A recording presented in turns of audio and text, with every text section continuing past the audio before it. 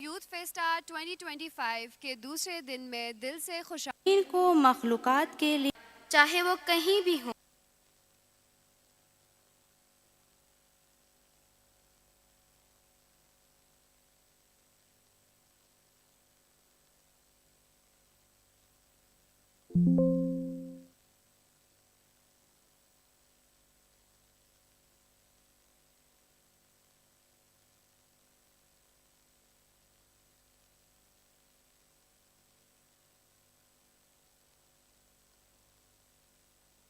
Recording in progress.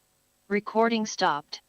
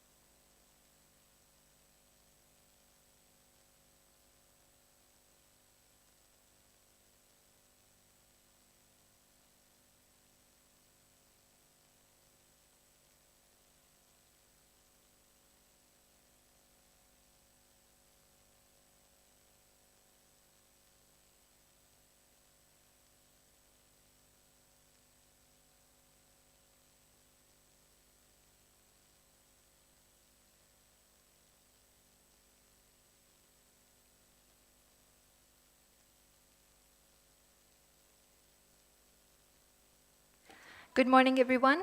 Welcome to the second day of the Welcome to the second day of the 38th Annual General Meeting of Pakistan Society of Development Economics. This is a technical session which is themed after gig economy, opportunities, and challenges. I'm pleased to introduce the chair of the session, Dr. Majid Bhatti, an accomplished academic and the Chief Executive Officer of Pakistan National IT Board. We're also joined by our discussant, Dr. Maqsood Aslam. He is an assistant professor at School of Economics, Quaid-e-Azam University, Islamabad, where he contributes significantly at the academic and research arena. With that, I hand the session over to the chair of the session. Thank you.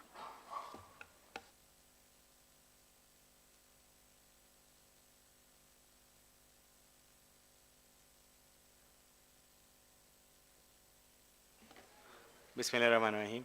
First of all, thank you very much for being here. As we discussed yesterday, there's a lot that's changing in the world.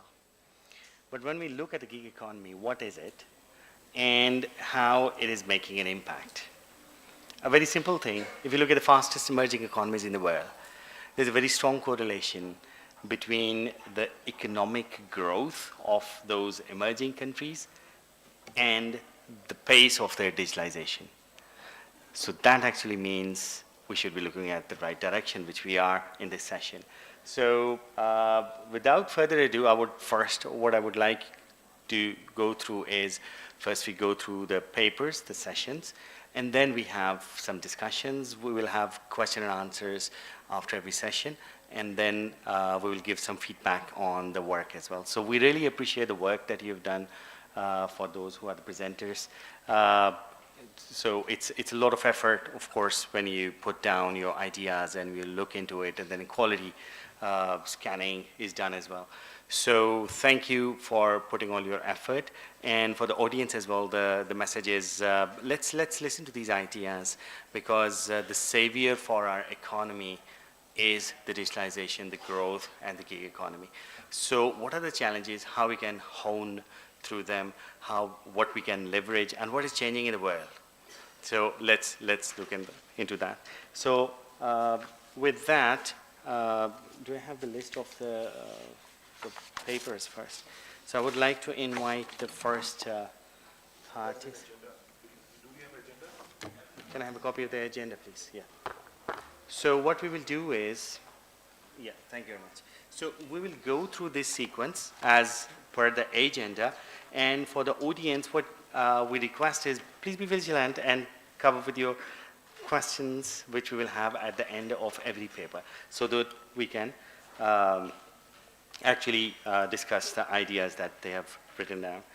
So the first one is about the impact of freelancing. Freelancing is something which can lift your economy. You can never underestimate freelancing, right? So impact of freelancing on household well-being in southern Punjab. This is a study which was conducted for the southern Punjab region. So let's look at how they find this impact. Mehwish Umar and Shumaila Sadiq. So I'll appreciate if they could please come up and present, and we really appreciate your work that you've done here. Thank you. Thank you.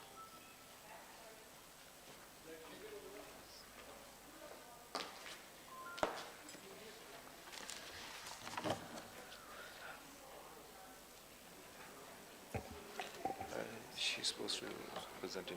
Come soon over.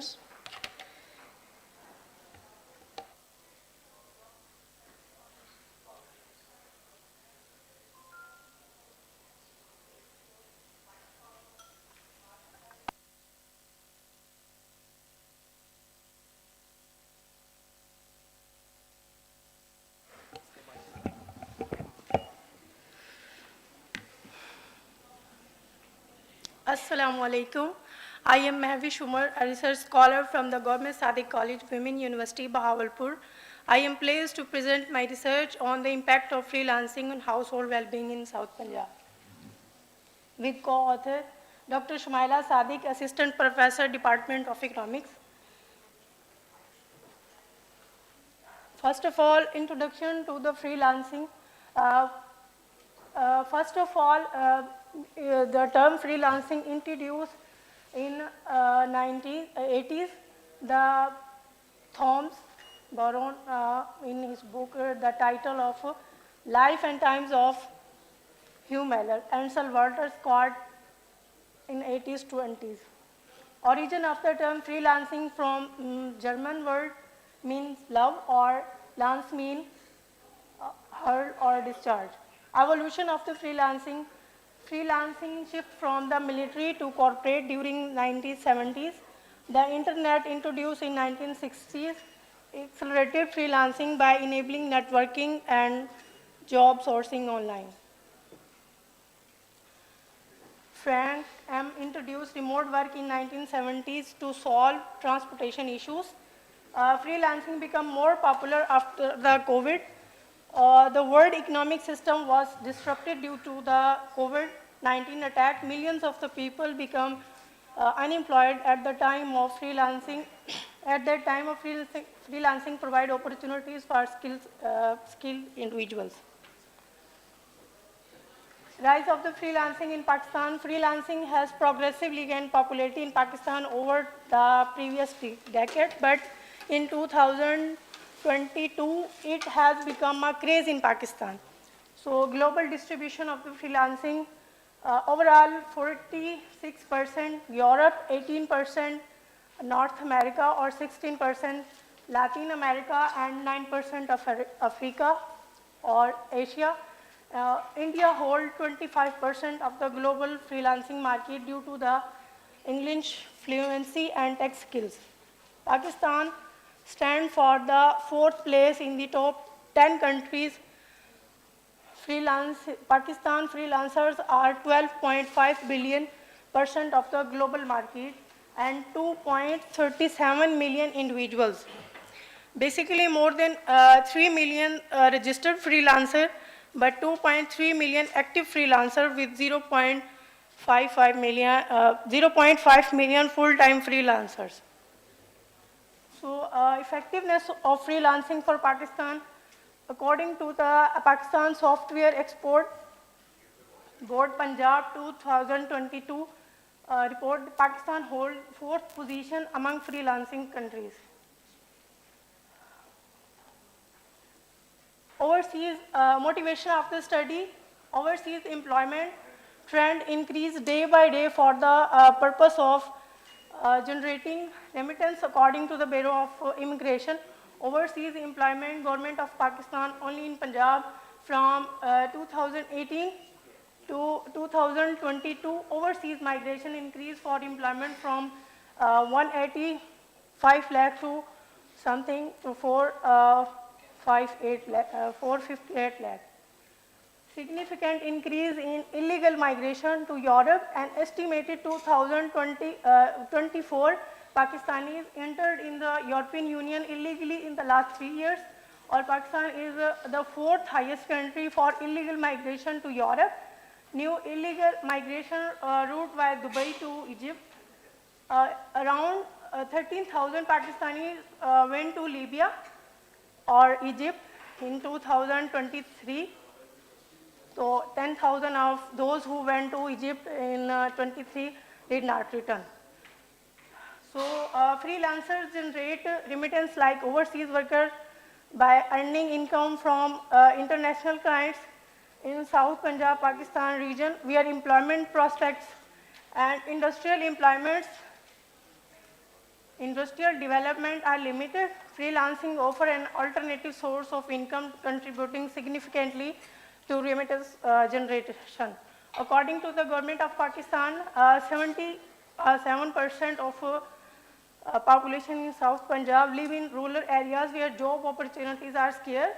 Our freelancing provides economic independence and opportunities for career growth, while also improving household well-being and empowerment, much like traditional overseas employment.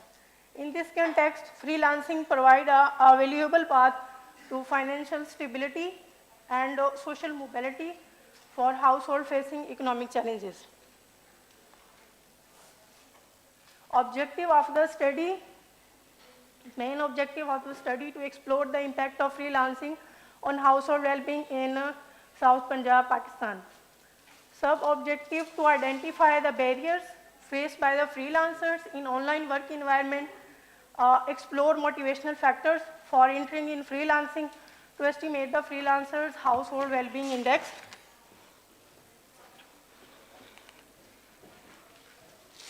or to examine the impact of online work in household well-being. Main questions: what are the main barriers faced by the freelancers? What is the influence of online work in household well-being, or are any differences found in online work? What is the relationship between online work and household well-being? So area of the study, basically South Punjab consists for 3 divisions. So Dera Ghazi Khan, Bahawalpur or Multan was the area of the study selected for this purpose. Known probability convenience sampling or Cochrane formula used for sample selection, or basically 2 LinkedIn account was the main source for data, but I have also used freelancer groups and social media communities.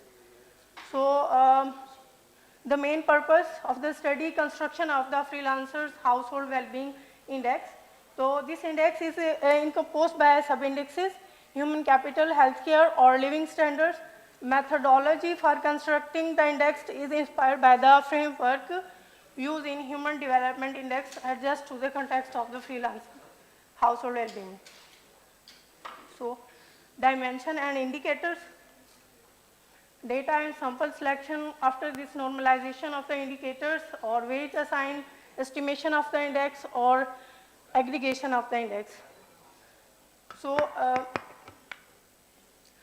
value of the index went from 0 to 1.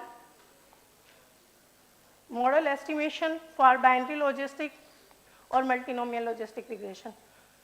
So here are the gross tabulations. Correlation between freelancer work and freelancer earning per month, or cross tabulation between freelancers training or freelancers earning per month.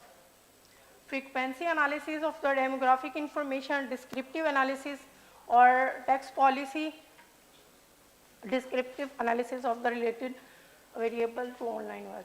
Frequency analysis, online variables related to online work, or frequency analysis of the motivational factors. So freelancers household well-being, overall well-being for Southern Punjab, Pakistan. So here is the index and dimension household well-being.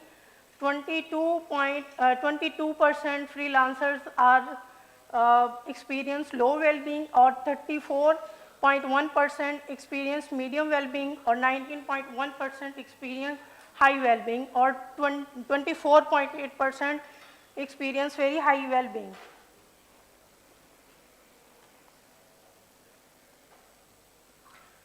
Multinomial logistic regression for freelancers household well-being for Southern Punjab, Pakistan. Basically इसको जो है वो index बनाने के बाद main जो उसका था डिपेंडेंट वेरिएबल उसको लेके, तो देन इसके ऊपर मल्टीनोमियल लॉजिस्टिक रिग्रेशन और binary logistic regression analysis run किया गया है. Conclusion: freelancing provide a chance for every person to work from home and obtain employment abroad through gig or freelance work. So finding of the study show that freelancing has a significant positive impact on household well-being in Southern Punjab, Pakistan. Policy recommendation: freelancers training is crucial for higher freelancers earning per month, or a significant higher percentage of freelancers in South Punjab, Pakistan training from private institute, or compared to the government training programs. 9.6. The government should promote training programs focus on market relevant skills for Southern Punjab, Pakistan freelancers to enhance their global competitiveness and economic growth. Collaboration with experienced freelancers is necessary to improve effectiveness of those government training programs and increase freelancing probability in South Punjab, Pakistan. The government should encourage long-term freelancing careers, provide incentives like internet and a discount on freelancing platforms is recommended. Freelancing positively impact the household well-being in South Punjab, Pakistan, especially in rural areas through networking and opportunities. Urban freelancers need support through policies that reduce income inequality and promote career advancement, or rural areas, particularly in Dera Ghazi Khan, need to target, develop to improve digital infrastructure development, affordable internet, and legal financial rights. The Living Standard Index show that 38.5% of the South Punjab freelancers do not have adequate financial resources. This indicates the need for a banking system to be established that will manage and fluctuations in income. Thank you so much. Thank you. Thank you, Mavish and Shumaila. Could you please just stay for a few questions and answers as well? So I would like the audience to, now is the time to ask some questions, because it's a very interesting topic about freelancing studies, especially in southern Punjab. So we're ready to take some questions, please. Do we have mics?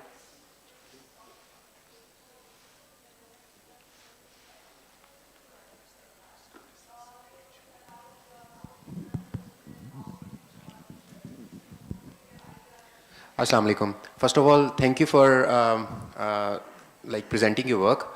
I have two little questions. One of my students also did similar work, but it was difficult for us to actually obtain the information who is involved in this freelancing work and who is not.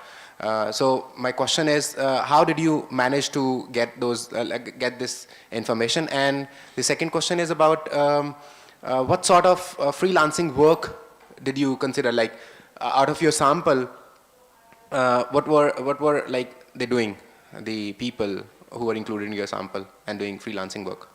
Thank you. Thank you so much for your question. Basically, जो data के लिए मैंने sample select किया था, वो all around Punjab की 3 division से जो फ्रीलांसर्स हैं उनसे मैंने लिया था. बाकायदा उनके जो अगर लिंक्डइन के ऊपर आपने कभी गौर किया तो वहाँ पे मेंशन होता है कि ये फ्रीलांसर हैं और किस शोबे से हैं और रिमोट वर्क कर रहे हैं. तो जो भी रिमोट वर्क कर रहे होते हैं वो फ्रीलांसर्स ही होते हैं, चाहे वो कंट्री में कर रहे हों या कंट्री से बाहर कर रहे हों. तो मैंने उनको कंसिडर किया था. और सेकंड क्वेश्चन, सॉरी सर, आपका क्या था?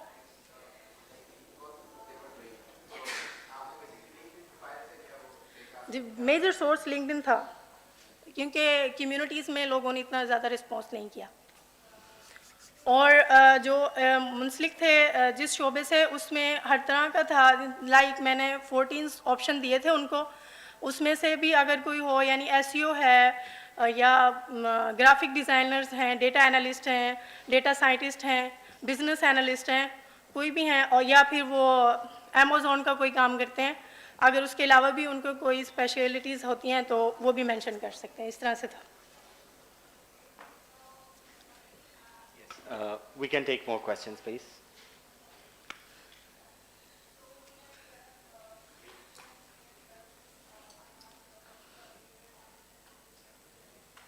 Assalamu alaikum ji. Thank you for your presentation. My question is regarding the barriers that were faced by the freelancers. Can you just shed some more light on what the barriers were? Yes, वालेकुम अस्सलाम. First of all जी, most जो barriers हैं उसमें जो है internet issue है और इलेक्ट्रिसिटी इशू है. और थर्ड वन जो आ जाता है उसमें पेमेंट इशू, यानी जो पेपाल है जो ऑल अराउंड द वर्ल्ड बहुत फेमस है, वो जो है पाकिस्तान में उसकी अवेलेबिलिटी नहीं है, तो फ्रीलांसर्स को प्रॉब्लम्स होती हैं इस वजह से.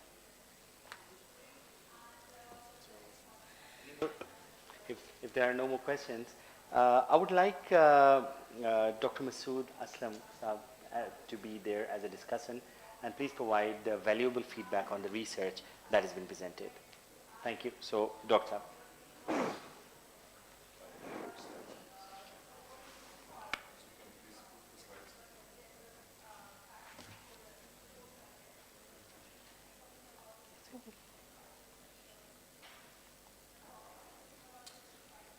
Slides.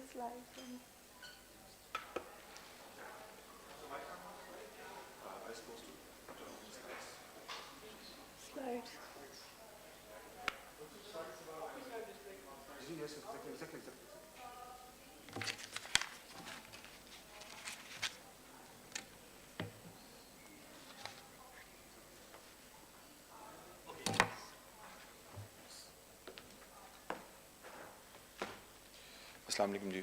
A very good morning. Thank you for being here. So myself, Maqsood Aslam, I will be acting as a discussant for today's session. So first paper was by the Mahwish Umar and Shumaila Sadiq. They have seen impact of the freelancing on the well-being of the freelancers in the southern of Punjab. So it is a very interesting and relevant topic from today's and very relevant to the conference theme. It contributes to the growing literature about the digital markets and the localized development. In the paper, they have attempted to create and quantify two types of the indexes. And last but not the least, the novelty of the data is there, and they have collected the data from the LinkedIn sources. That is the primary data set. Of course, given that appreciation, this is not my job. My job is to provide some comments and the feedbacks. So, first of all, there is absence of the clear organization of the paper. In case of the research paper, we used to see a logical sequences, just like a stair steps. It is growing like a tree, the branches are going from here to there, and there's no direction to there. And then, when I see the objective and the research question, it seems to me that it's just a kind of a deja vu. It has been already discussed, and it is just a paraphrasing of the things. The study primarily is going to focus on the descriptive analysis. They have attempted to conduct some kind of the regressions, but it is not kind of a sophisticated econometrics, and there is no rigor into that, please. First of all, I am unable to see whether there is any kind of the criteria mentioned in the paper about the creation of the indexes, how they have assigned the weights. There is a little bit debate about the HDI and Alkire-Foster's multidimensional poverty index, but they have not delved into the depth about the creation of the indexes. And then they have conducted the regression analysis, but there are limited number of independent variables, and the number of independent variables are moving from transition of the logistic regression to multinomial regression, and the set of the independent variables is not the same. And given the size of the coefficient, it is very, very small, near to the zero, and most of the variables are not statistically significant, which indirectly means they have no impact on the outcomes, please. There could be a robustness check. For example, they could have introduced the PCA or MCA to see the validity and robustness of the result. That could be introduced. Last but not the least, the point is about the external validity of the study. They have taken a very small sample, and there is a problem of generalizability, and we cannot generalize the finding of the study to whole of Punjab and Pakistan. Thank you very much. Thank you, Dr.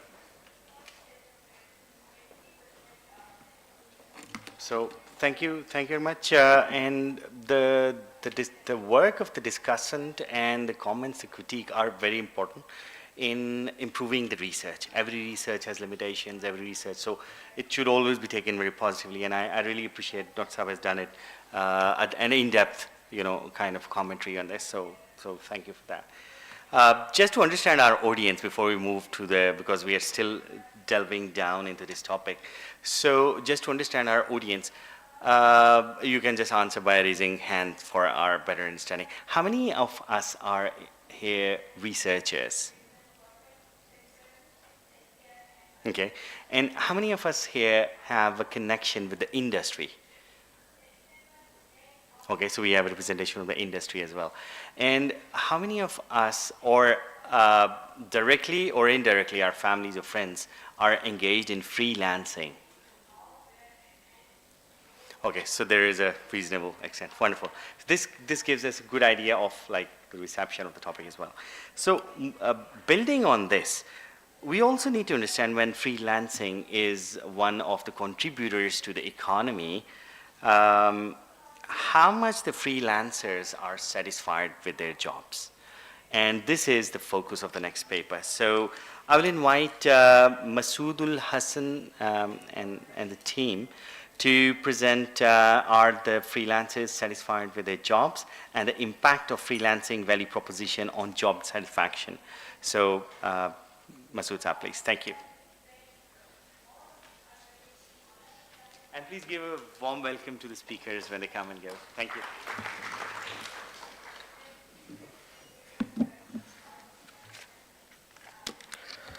Bismillahirrahmanirrahim. With the due permission of the chair, discussant, and the audience, I would like to start my presentation. And here is the name of Professor Dr. Masoodul Hassan, who is the co-author. Unfortunately, myself presented Mohammad Asifan Khakwani. I am a PhD scholar at Department of Commerce, Bahauddin Zakariya University, Multan.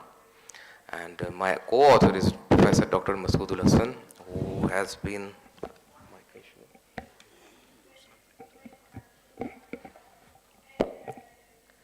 so here is the name of my co-author, Professor Dr. Masoodul Hassan, who is serving as the Professor of Commerce, Management and Entrepreneurship at the Department of Commerce, recently retired as the chairman as well. So starting with the introduction, my colleague have already discussed about the gig economy, the freelancers, and the pertinent agenda of the day of today has been already discussed by the respected chair. So if I recall the tomorrow's session, you rightly said that the demand of the freelancers, the gig economy, the gig workers is there, but there is issue at the supply side. So our study titling "Are freelancers satisfied with their job?" How would we have answered this question is through developing a value proposition that has been associated with the freelancers and studying its impact on their job satisfaction.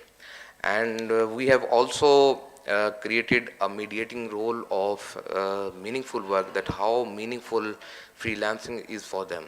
So this study has been conducted on the freelancers of Pakistan, especially in the South Punjab region. So let us start with the introduction.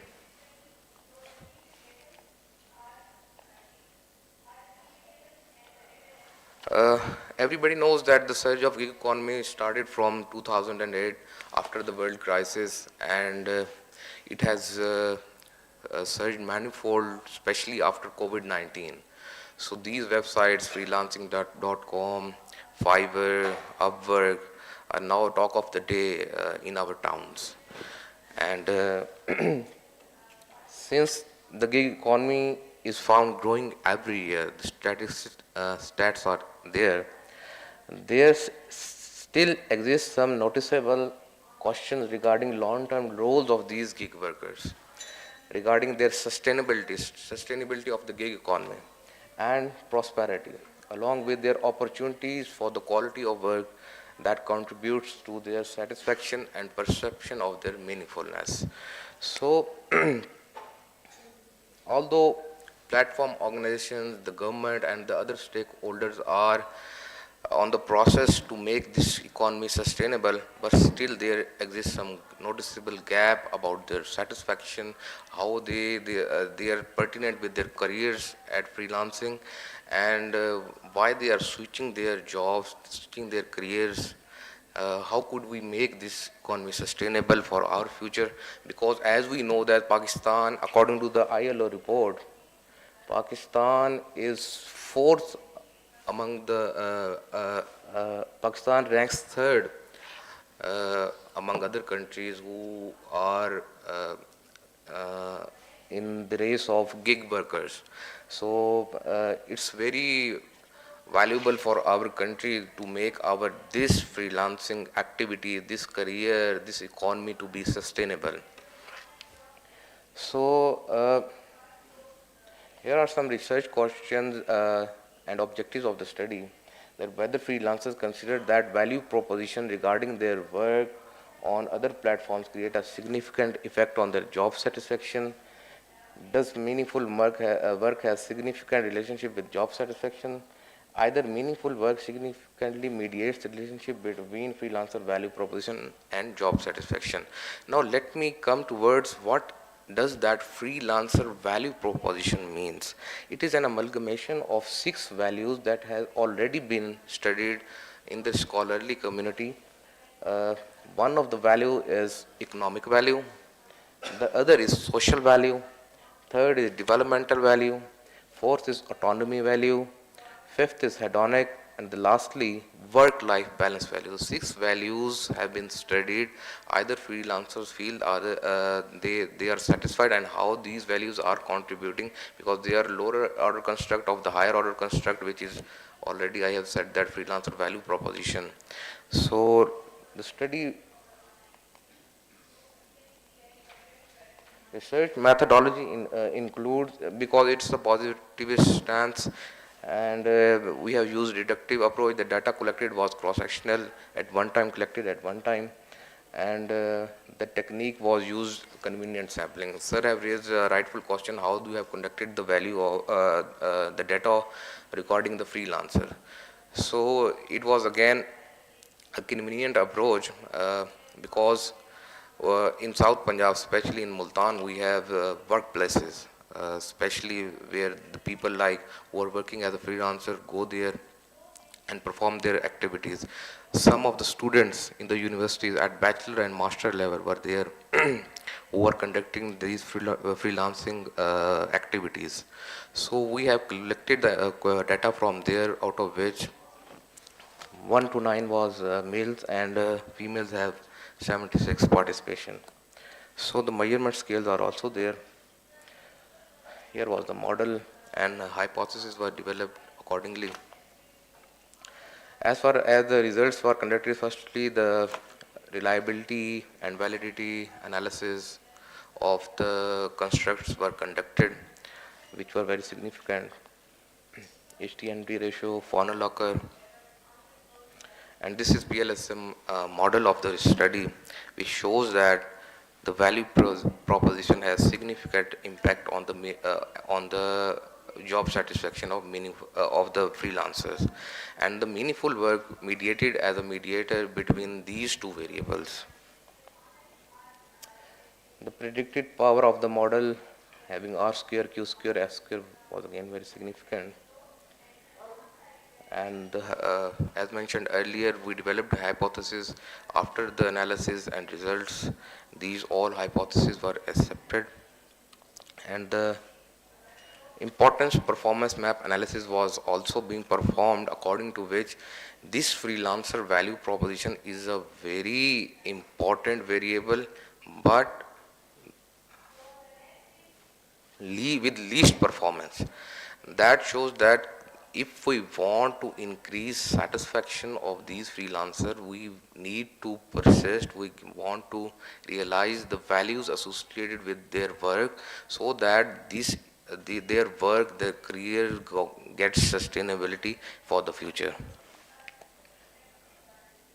Along with the discussion, again, I have discussed earlier, the very important thing is that how we can increase, maintain, and improve these values, so that our rank, which is third in the world, sustains for the future as well. So one by one, I have suggestions for the PIDE, I have suggestions for the policymakers, even for the platform organizations, to consider these recommendations for the future of this economy, especially not only in the Pakistan, but in our region and for the globe as well. First of all, it is economic value. By offering more incentives and reduce commission fee, and moreover, when it comes to the payment of remuneration, as Madam has already mentioned, that the issue of PayPal and their remuneration is there. That is why this is a hurdle for the freelancers to carry on their career. The delay in the payments to freelancers is another hindrance in the way to boost economic value proposition. And if we want to improve the development value, which is an other important indicator, We need to value development by offering comprehensive training and development programs. Such training play a crucial role in knowledge building, development skills, and their capabilities. Although uh, stakeholders are providing these trainings through video tutorials, there persists a need to organize online live sessions with students' performance and earners. When it comes to the autonomy value, it is an inherited advantage shared by those who once entered in the field of freelancing. Online platform organizations need devise their policies to support their freelancers when they fail to complete their task on time, so that their autonomy may not get compromised. And fourth one is social value. So on the website, so that online socialization and networking might play their part in complementing social value. Network clusters could be identified based on the like-minded people, like region, skills, professions. These individuals linked in a particular cluster, once exposed to the interaction, can bring more positivity to individualistic freelancing inspiration of this online workforce. When it comes to the work-life balance value, how could it be improved? With the construct of, it is a very significant value that suggests that platform organizations can develop positive relationships with the freelancer if they offer more schedule flexibility to online workers. Hence, including these platform organizations and the government could also facilitate and provide the suggestions to these organizations, could consider that work-life balance of freelancers as a critical factor for their success in the longer run, especially countries like subcontinent where we have values with our family and our work-life balances. Studies have also suggested that the work-life balance of our people is more faltering than the other states. So this could again be a good suggestion for them, especially female workers that are performing online tasks are more exposed to this situation. Hedonic value is what to make the work more exciting. Their online target, even though the websites are working on this hedonic value, that they can attract more freelancers on their platforms. So it could be also improved to make valuable contributions to the study. At the end, it could be concluded that platform organization must emphasize on the values suggested in the construct of freelancer value proposition, so that desired outcome in the form of satisfaction of these online workforce and commitment could be achieved through development a greater sense of their meaningful work. So that's all from the presentation. Thank you.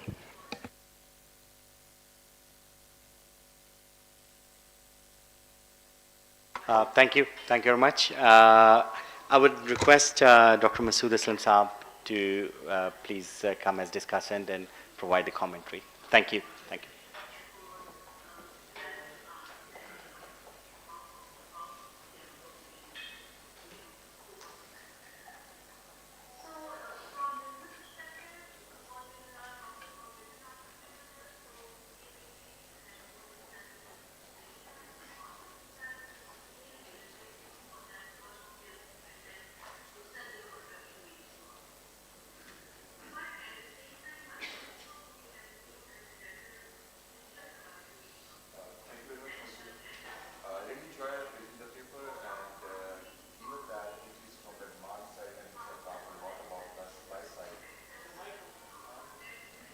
Sorry for my stupidity.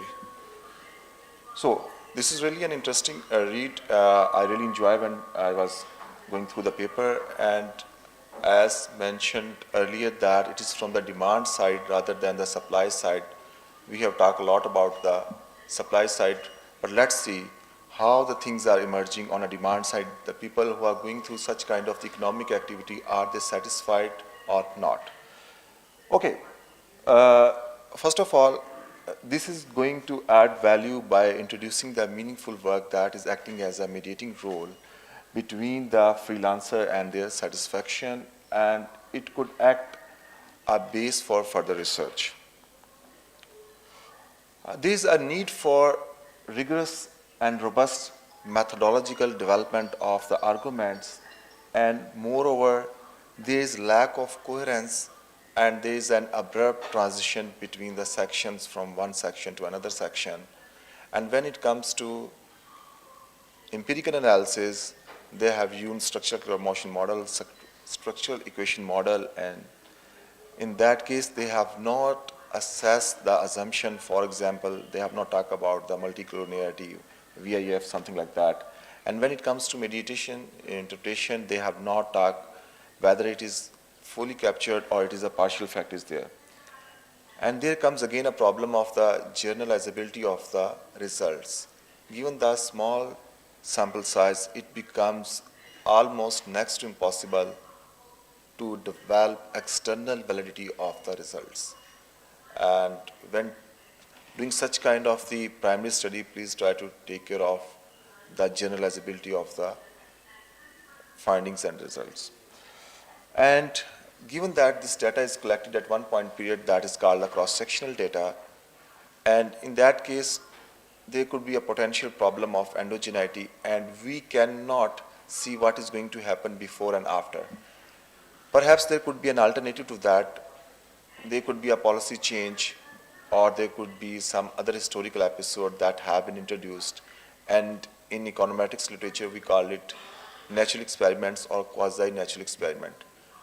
The researcher could find such kind of the experiments, and they could do some kind of the before and after estimation, and that will lead towards more nuanced result and potentially lead to a good publication.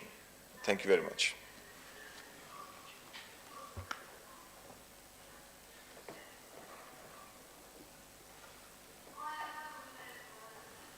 Thank you, Dr. Saab. Very nice comments for the researchers to improve, and yeah, thank you. Now is the time to take some questions. Yes, please. So, Mike? So you can come. Yeah. Please, you can come, please.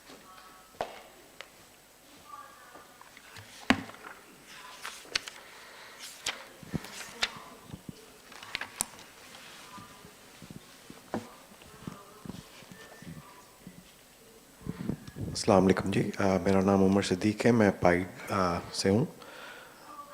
मेरे आपसे दो तीन observations हैं, comments हैं। जैसा मसूद साहब ने कहा कि एक तो सबसे बड़ी प्रॉब्लम इस किस्म के हैं, मैंने बहुत से प्रपोजल्स पेपर्स देखे हैं जो फ्रीलांसिंग पे हैं और जिसमें नॉन रैंडम सैम्पलिंग है और कन्वीनियंस सैम्पलिंग है।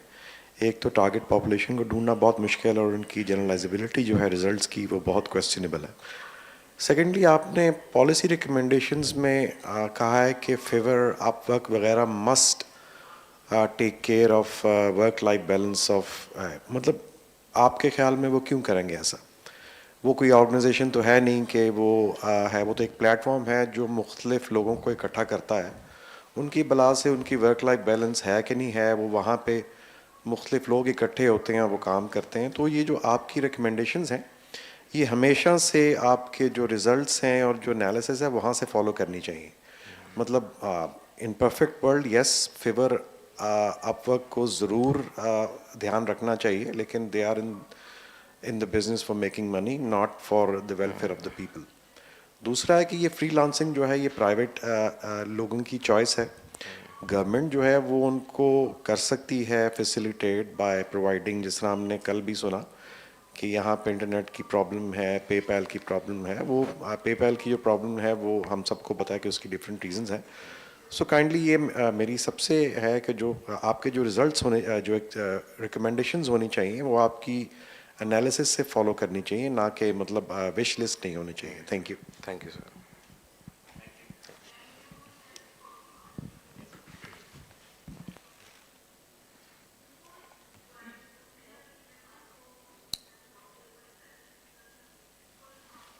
Assalamu alaikum. First of all, thank you for the presentation. I have just a little question, maybe I missed it. Did you also consider some personal contentment or religiosity did you control for it? Because it will also affect, along with some other factors, the satisfaction of individuals. Thank you. No, religiosity and some other constructs were not part of our study, and in the future we could consider it as and I'm keeping in the book as your valuable suggestion. We will inshallah look in the future. Any other question? Thank you. Thank you.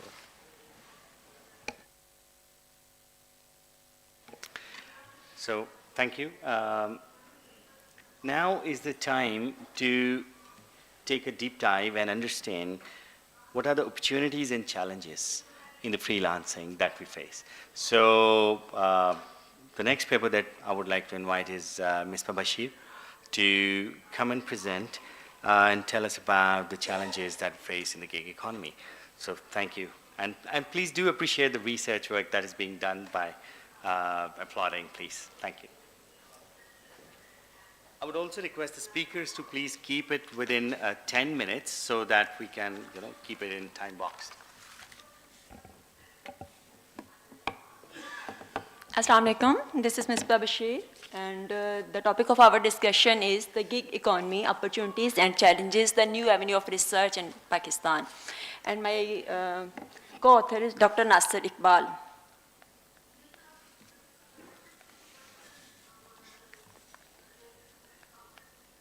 Here is the layout of our discussion. Introduction, freelancing in Pakistan, objectives, government reforms, literature review, methodology, opportunities of the gig economy, challenges of the gig economy, and conclusion. The increasing penetration of the smartphones and internet adoption has built a network where the freelancers can contact each other. This is a new form of work. There is a new form of outsourcing which is emerged with the name of global online market, which is considered as the closest proxy of the labor market, where everyone can compete regardless the boundaries. Researchers and the people who want to get job, they can easily connect with the organizations, and the organization can hunt the talents as per their requirement. As we talk about most recent economic downturns, where people were unable to find the jobs, while gig economy give them opportunity. And they provide them short-term projects from where they can easily maintain their life.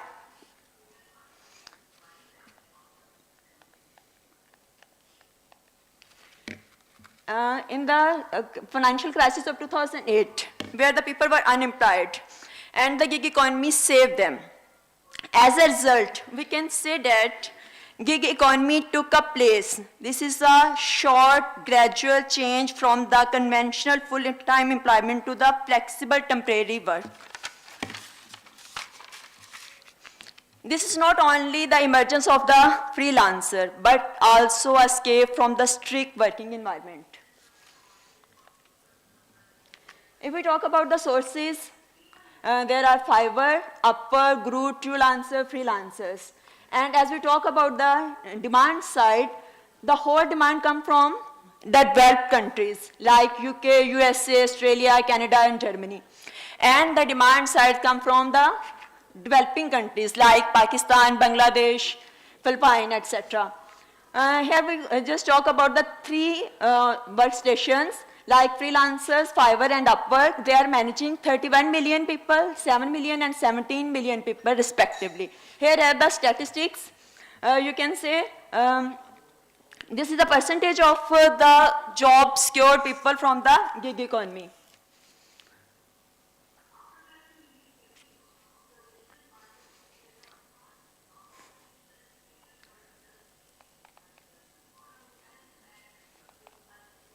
Objective of the study. The main objective of the study is to find the opportunities and the challenges of the gig economy.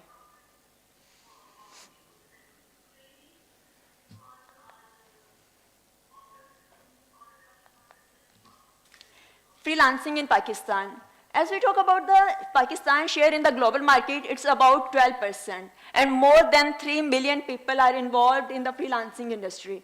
Government is trying to introduce different workstations like e-Rozgar, Punjab Information Technology Board, Plan 9, herself. And people love to work on Fiverr, Upwork, and people per hour. The State Bank is also facilitating them. And as per the statistics of State Bank, freelancers are generating 397.3 million remittances. And they set a target by 2030, $1.6 billion. If we talk about the average working hours, which are the lesser than the rest of the world, Pakistani freelancers are working just for 34 hours. And they are getting only $4 per hour. And the rest of world, people are working for the 36 hours and they are getting $24 per hour. Here are the government reforms. More than 17,000 software ventures has been done. e-Rozgar and DigiSkills are also playing their roles, and they just delivered 5 lakh training pieces. And during these pieces, training sessions, 3.6 million people were enrolled. And State Bank also facilitate them through accelerating the limit of the payment from $5,000 to $25,000 per month. Here are the different memorandums of understanding has been signed for the protection and for the welfare of the freelancers. E-Tijarat portal is also under construction for the freelancers with the slogan, Made in Pakistan. Here is the short literature review. If we talk about the gig economy, which is emerged with the changes in the community values, technologies, global structure, and employment level. The word gig was firstly used in 20th century for the jazz performers and reshaped in the current situation. Throughout its industrial, construction, trade, and agriculture history, it was used or related to the completion of the project. As our literature explained, after the novel coronavirus, freelancing industry has grown so much. Methodology, we have just used to review the articles, journals, blogs, and reports available in the domain. Here are the opportunities. As we know, Pakistan is a developing country, which is with the immediate workforce. Through the innovative process, we can produce low-cost labor, will be available for the customer support, learning and development, for the designing of websites and upload the business activities. Pakistani youth prefer to freelancing because it's a flexible working hour program. It can be said that freelancing is not only providing a platform where people can earn, but it also educating the people. As we know that challenges are also associated with the opportunities. Numerous problems are associated with the gig economy, like the job security, less protection, lack of independence, lack of government support. In fact, there is no proper definition of job in the gig economy. So no labor law is fit for the people who are working as a freelancer. There are short-term projects, imbalance of power, payment protection issue, and government is also forcing them through the policies, taxations, regulations. And if we talk about the specific Pakistani economy, Pakistani government is trying to hinder the gig economy through different barriers. Like they are not opening PayPal, they are not allowing the freelancers properly through the internet. We are getting weak internet connections. We have a lot of electricity issues. Here is the discussion. In Pakistan, there is a need of the sportive regulations and digital advancement to address all the challenges associated. After addressing, we will be able to achieve the stability. This is the need of the day. Gig economy can promote innovation, job opportunities, and economic development. All of this can be happen through the regulations, skill innovation, education, computerization, and marketing. This is the time of the government intervention to form laws for the protection of the industry. Continuity in the research and policy framework will help in navigating the landscape of the gig economy. Thank you. Thank you, Ms. Pat. Thank you for putting down your research. I would like to invite questions, please. Mike, can you bring Mike?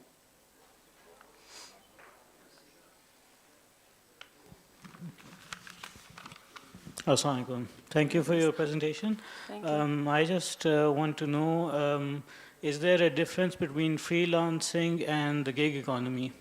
Or are they both the same? We mostly same them, we use them the same meanings mostly.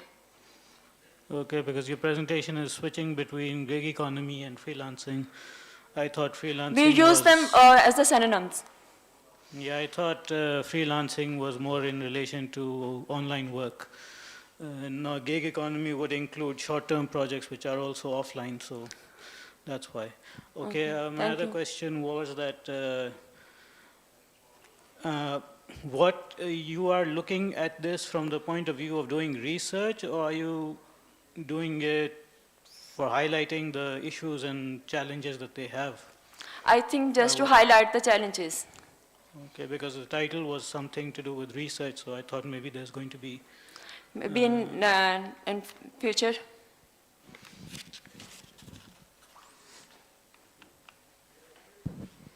Thank you. Thank you. Thank you, Ms. Pat. I will request Dr. Maqsood for presenting his comments as a discussant, please.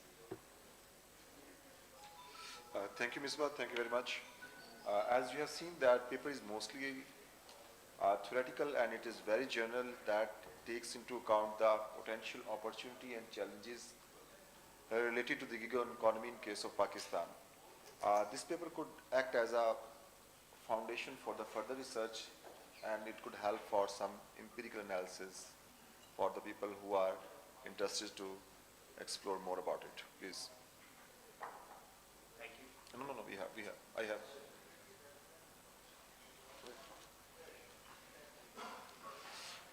As somebody have already said from the audience, that we're supposed to incorporate the cultural and economic factors that are going to shape the nature of the gig work in our economies like Pakistan, Bangladesh. Gender norms are there, and digital literacy could be a potential barrier. And when we are going to conduct empirical analysis and interviews that can validate the generalization of the theoretical foundations that have been laid down into the paper. I was wondering how the rise of AI will impact the gig work in the years to come, and what could be the actionable steps that could be taken to cope with this issue. Mansoor, please.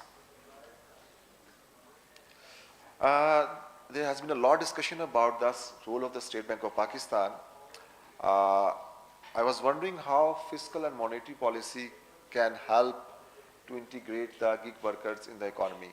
Given that there have been change in the Act of State Bank of Pakistan in the previous years, and the independence of State Bank has been increased significantly, but still there is room for betterment, and there could be potential a channel that could help the gig workers.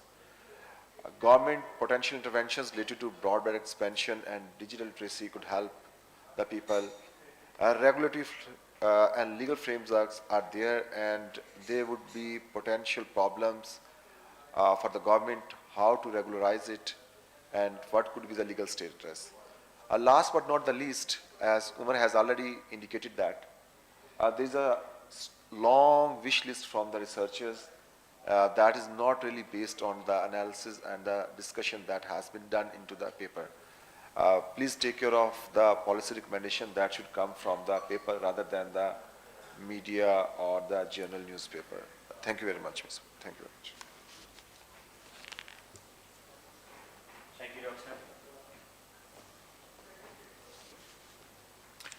Thank you very much. And there's a lot to talk about, which we will do at the end. Before we move further, we also need to understand what are the trends of customer satisfaction in Pakistan's digital retail landscape. So our final paper of the session is covering this topic. So I would request Sayyid Talha Ali and Uzmazia to please come to the stage, to podium, and present your work. With a request to please confine this within 10 minutes. Thank you. And please do appreciate with your applause the research work.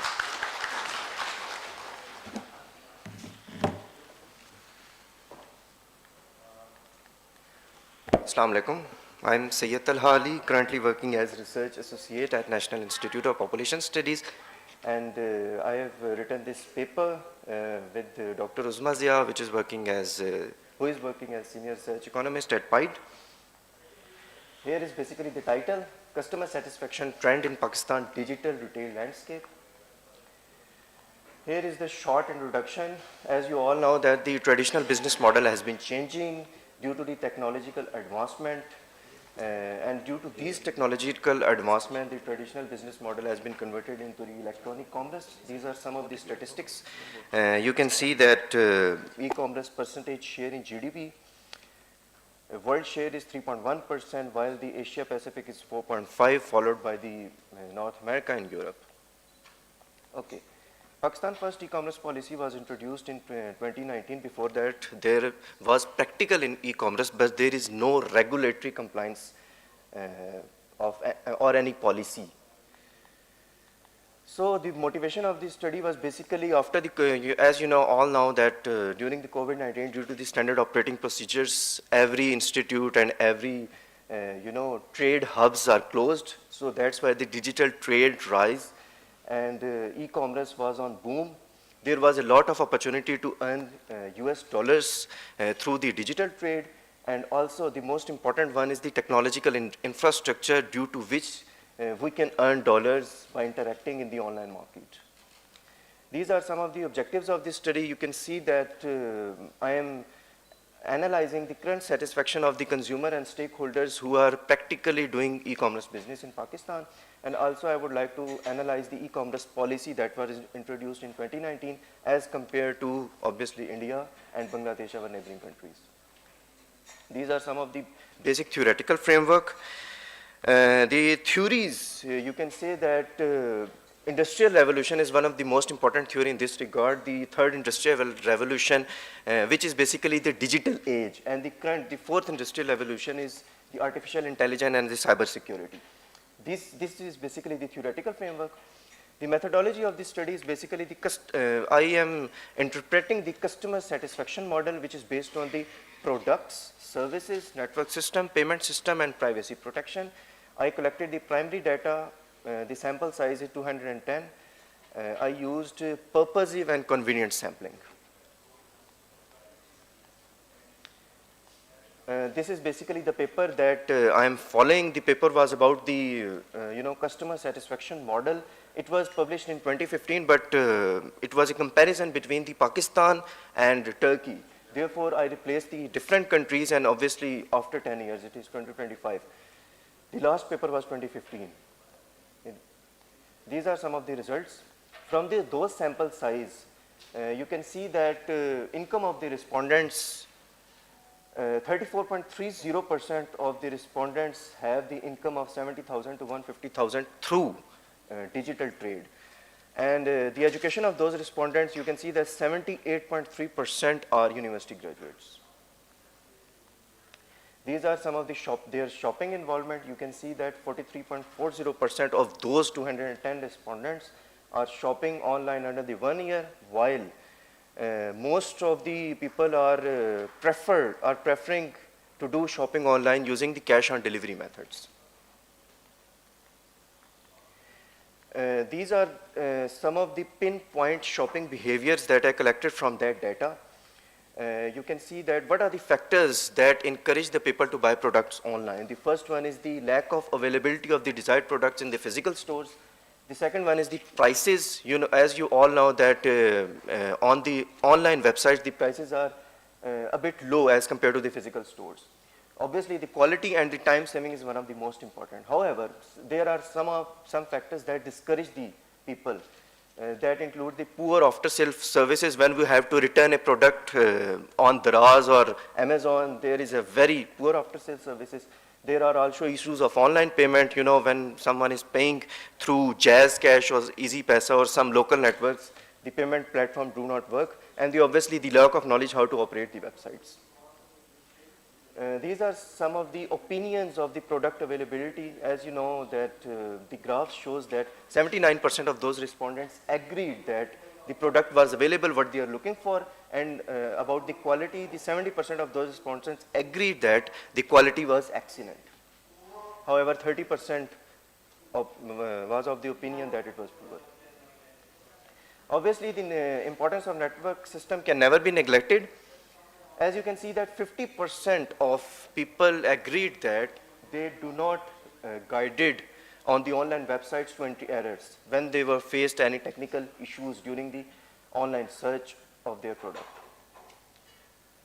This is the satisfaction level of the time lapse of order. You can see that 73% agreed that they are satisfied with the time lapse of order and delivery. However, large number of people also are of the opinion that payment system is not fully secure due to the online frauds. This is about the privacy protection. You can see the pie chart. 53% of the respondents agreed that their private information is secure, while 44% do not fully agree that their private information is fully secure. Okay, this one is important one. I prepared a questionnaire which collected the data from the respondents that, in your view, what is the most important problem faced during the online business? You know, 46% of the agreed that logistics is the important one, followed by the extra taxes and the payment infrastructure, and then the telecommunication and internet services. This one also is important. I asked the questions about the Pakistan government e-commerce policy that was introduced in 2019. 61% do not know that there is any policy of e-commerce. These are some of the discussions. You can see that I have compared it with India and Bangladesh. They have their National E-Commerce Council, Ministry of Commerce has their e-commerce wing, but I think it's not practical that can implement those policies. India and Bangladesh e-commerce policy criticized basically the dominant e-commerce markets. Obviously, this discussion also includes the SBP RAS payment, and this one is important. In Indian e-commerce policy, they introduced the Open Network for Digital Commerce, ONDC. Its aim was to making digital trade industry inclusive by engaging both the buyers and sellers. This also includes the World Trade Organization, in which they introduced the joint initiative and the WTO work program that was introduced in 1998. In the most recent conference, India chose not to align with these negotiations because, Pakistan and Bangladesh though agreed, though India did not agree because of the concerns of the policy ownerships of the data, which can be used in cloud computing, artificial intelligence, and data storage. Pakistan can benefit from these negotiations of World Trade Organizations. It can benefit by getting market access, improving cross-border electronic commerce. However, there are also some issues that the foremost is the exploitation of the local industry. Obviously, these are some pinpoints: women entrepreneurship and consumer protection, and IT services. Obviously, the telecommunication is most important. Logistics, who can privatize the Pakistan Post, or who can enhance the performance of Pakistan Post as comparatively to the TCS or the Leopard services. Obviously, that data protection must be ensured to ensure that customers are safe during online shopping. These are some of the conclusions. The first one is the revamp the legal framework of the e-commerce. As I mentioned that the e-commerce policy was in 2019, so we have to make a comprehensive policy that can ensure every factor that is in the digital trade. improving digital infrastructure, telecommunication structure, logistics, internet connectivity issues, especially in remote areas, but I would say that internet is not very good also in Rawalpindi and Islamabad. We can also learn from the neighboring countries, India and Bangladesh, how they are, how they are interacting with the foreign companies to bring investment in the digital trade. I would suggest in this paper for future research, sample can be enhanced to ascertain specific dynamics of the digital trade. More countries can be added in the model so that the comparison can be made with the same variables and pattern. Thank you very much. Thank you, Thomas. Thank you very much. Let's invite some questions from the audience. So we'll appreciate the questions, please. Mike?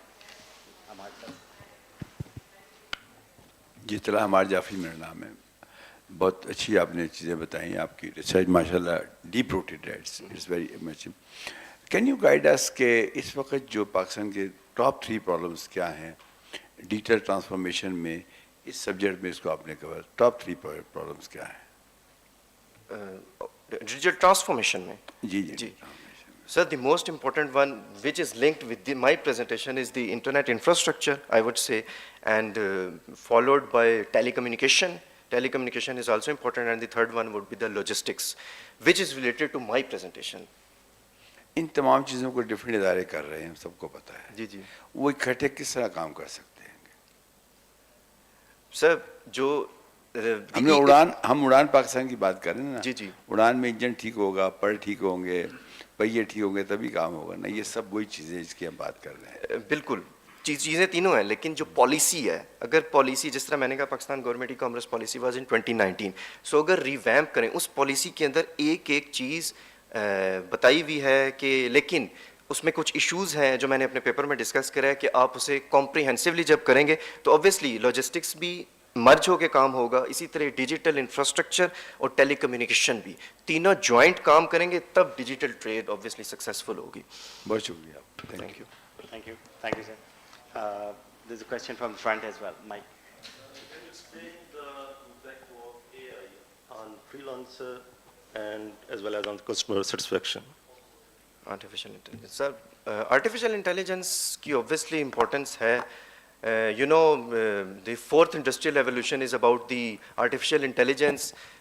You can use the, as for example, the Barb of the Google, the Chat GPT, that can analyzes the data of primary data of customer satisfaction and can pinpoint the, the basic problems, and from those basic problems that has been derived from that Chat GPT or the Barb, the government can construct their policy according to those problems so that in future these problems can be mitigated, in my view. You can say that if a person utilizing a freelancer and for example, someone said to a freelancer, please write me an essay for me. Yes. And then it is full of AI use. No. Contain the plagiarism as well and the customer satisfaction increase or decrease. What do you know about that? I'm not saying about the plagiarism, I'm saying about the artificial intelligence models. From those models, the model is based on the very different variables and the data from those variables. When we put the data into the AI model, it will pinpoint the problems. But obviously there are some issues of the data. Maybe the data is not rational, maybe the data is not collected according to the sample size, maybe the data is not representative of that population. That is the major problem. However, the artificial intelligence can pinpoint the basic problem.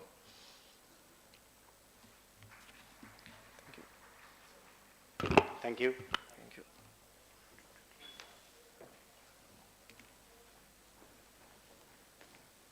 So, I would like Dr. Maqsood Saab for, please give your comments as a discussant as well, please. Thank you, sir. Thank you very much. So this was a paper about the customer satisfaction and what are the barriers in the digital environment. Appreciably, they have used the mixed method approach and they have taken care of the reliability and the validity by using some statistics.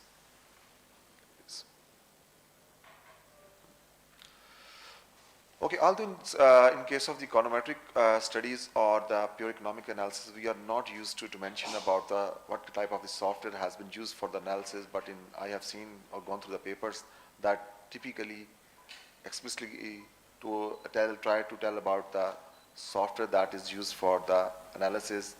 I could not really understand what type of the regression analysis is done in the paper, what type of the assumptions they have tested, and the model diagnostics and the results are really missing from the paper. Perhaps they are supposed to introduce in the appendix, but for the moment they are missing, if I am not mistaken, please. Thank you very much for your comment. Thank you, Dr.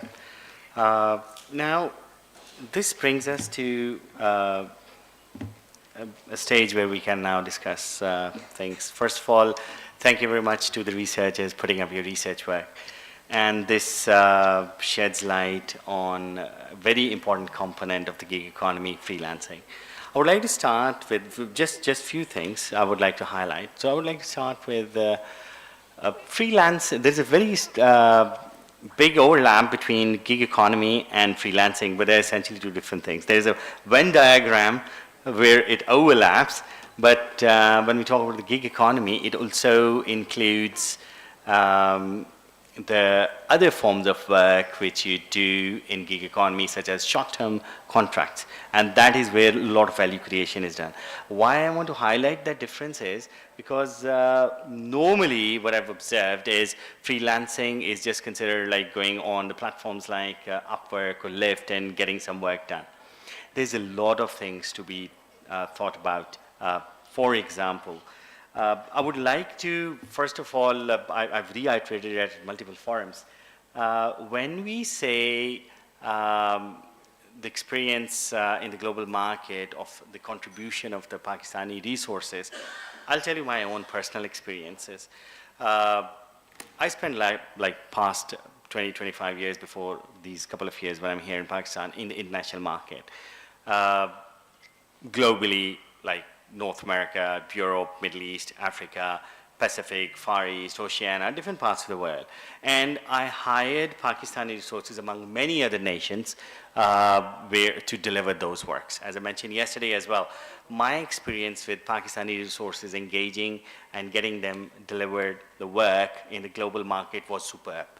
So, I mean, Pakistani resources have the capability to adapt to, even if you have not covered those things in the universities or our industry is lacking something here, when our resources come out in the global market, they actually deliver to the mark.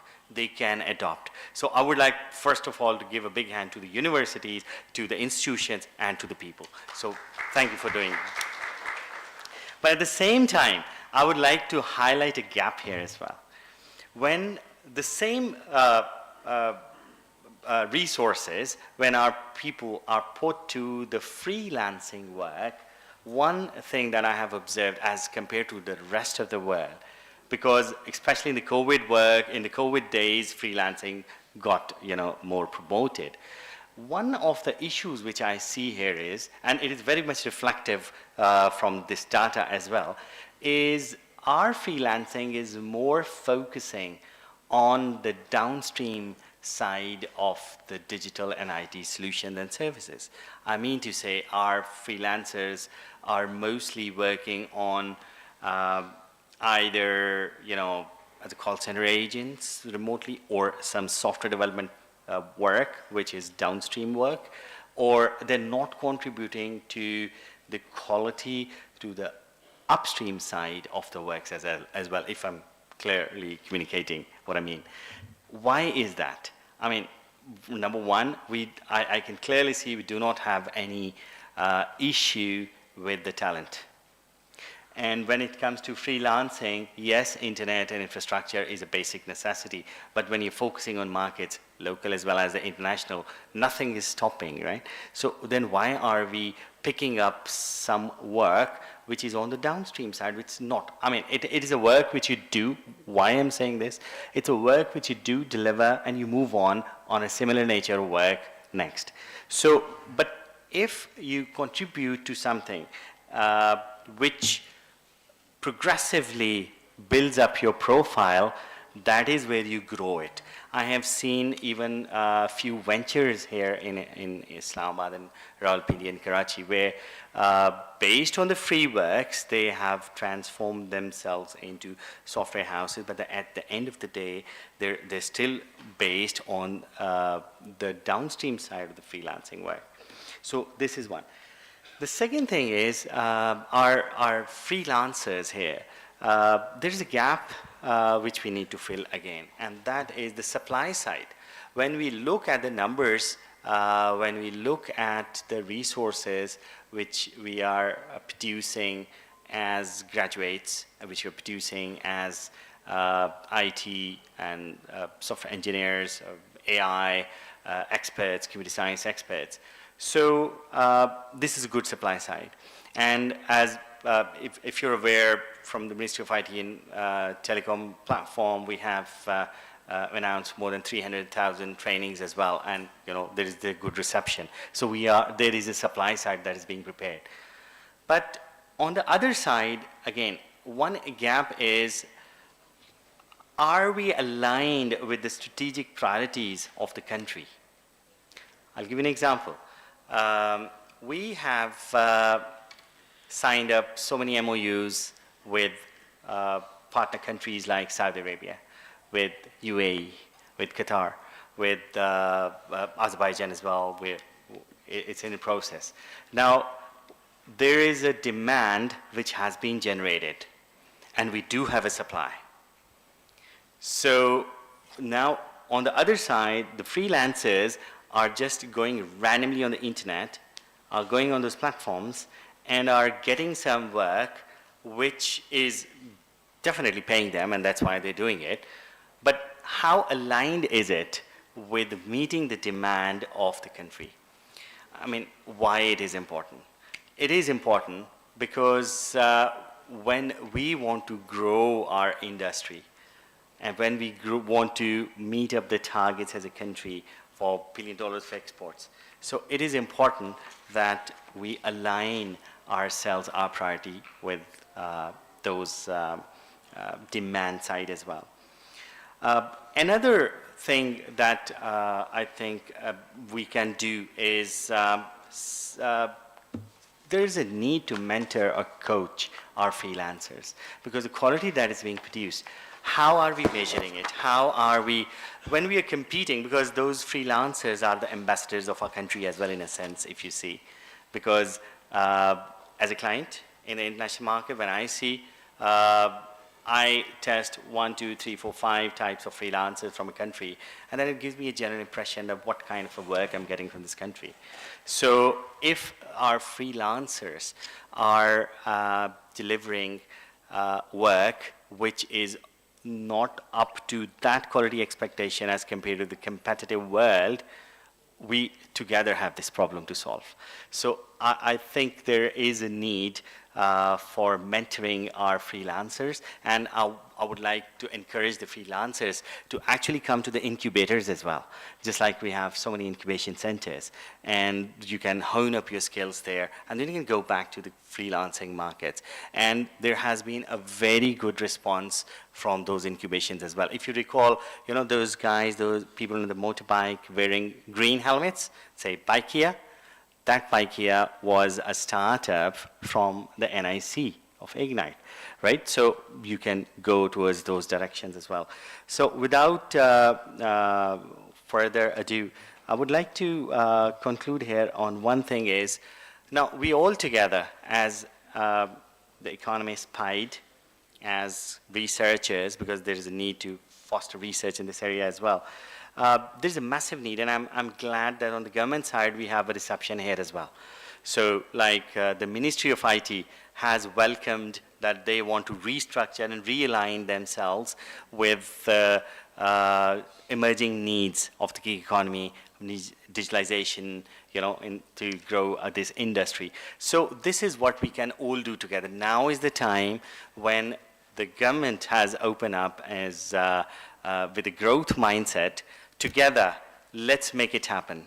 The researchers, the institutions. PIDE is going to, I have very high expectations from PIDE because I see this institution has a potential to strategically contribute to building this. So let's, and as a government, industry, researchers, academia and institutions, let's make it together, let's make it happen, let's restructure. Even the Ministry of IT and Telecom is open for ideas to restructure how they can respond better to facilitate and enable the private sector to deliver.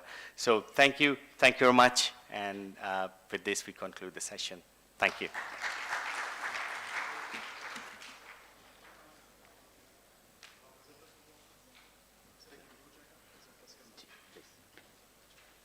Presenters, please. Presenters.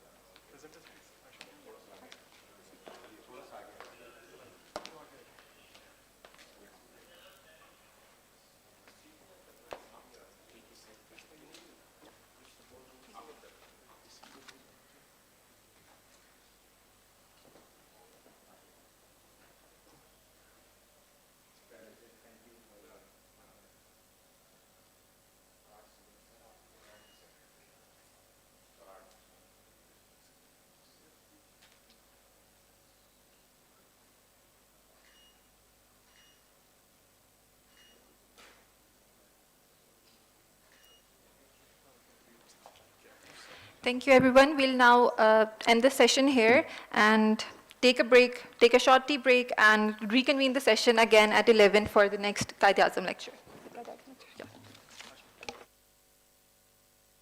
आप सबसे दरखास्त है कि kindly चाय के लिए आ जाएं। इस वक्त 10:40 हुए हैं। 11 बजे शार्प CBR इसी रूम में अगला सेशन पैनल डिस्कशन है।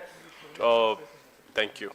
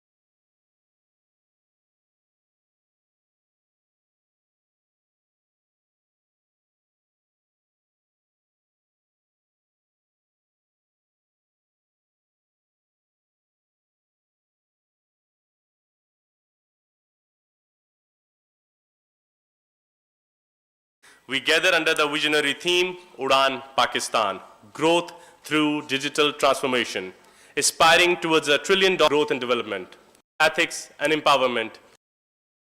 We gather under the visionary theme, URAAN Pakistan, growth through digital transformation, aspiring towards $1 trillion economy. We gather under the visionary theme, URAAN Pakistan, growth through digital transformation, aspiring towards $1 trillion.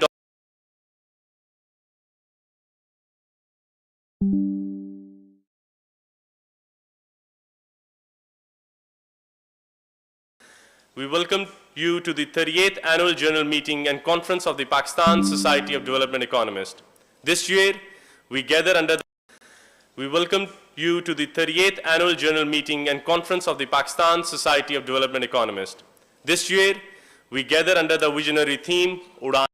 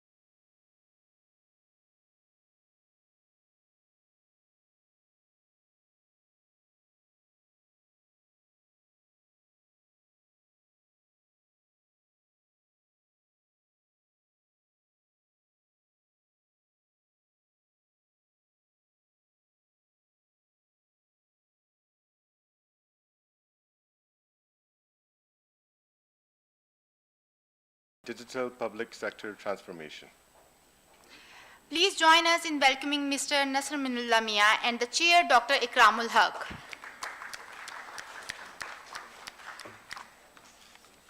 Doctor?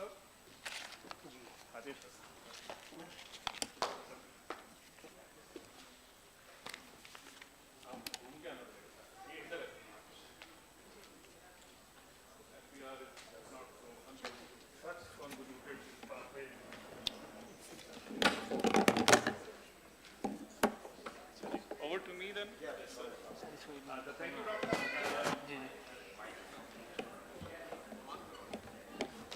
I was preparing the notes,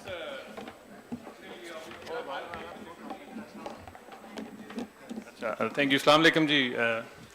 First of all, thank you, PIDE, for organizing such a brilliant event and putting up such a knowledgeable panel.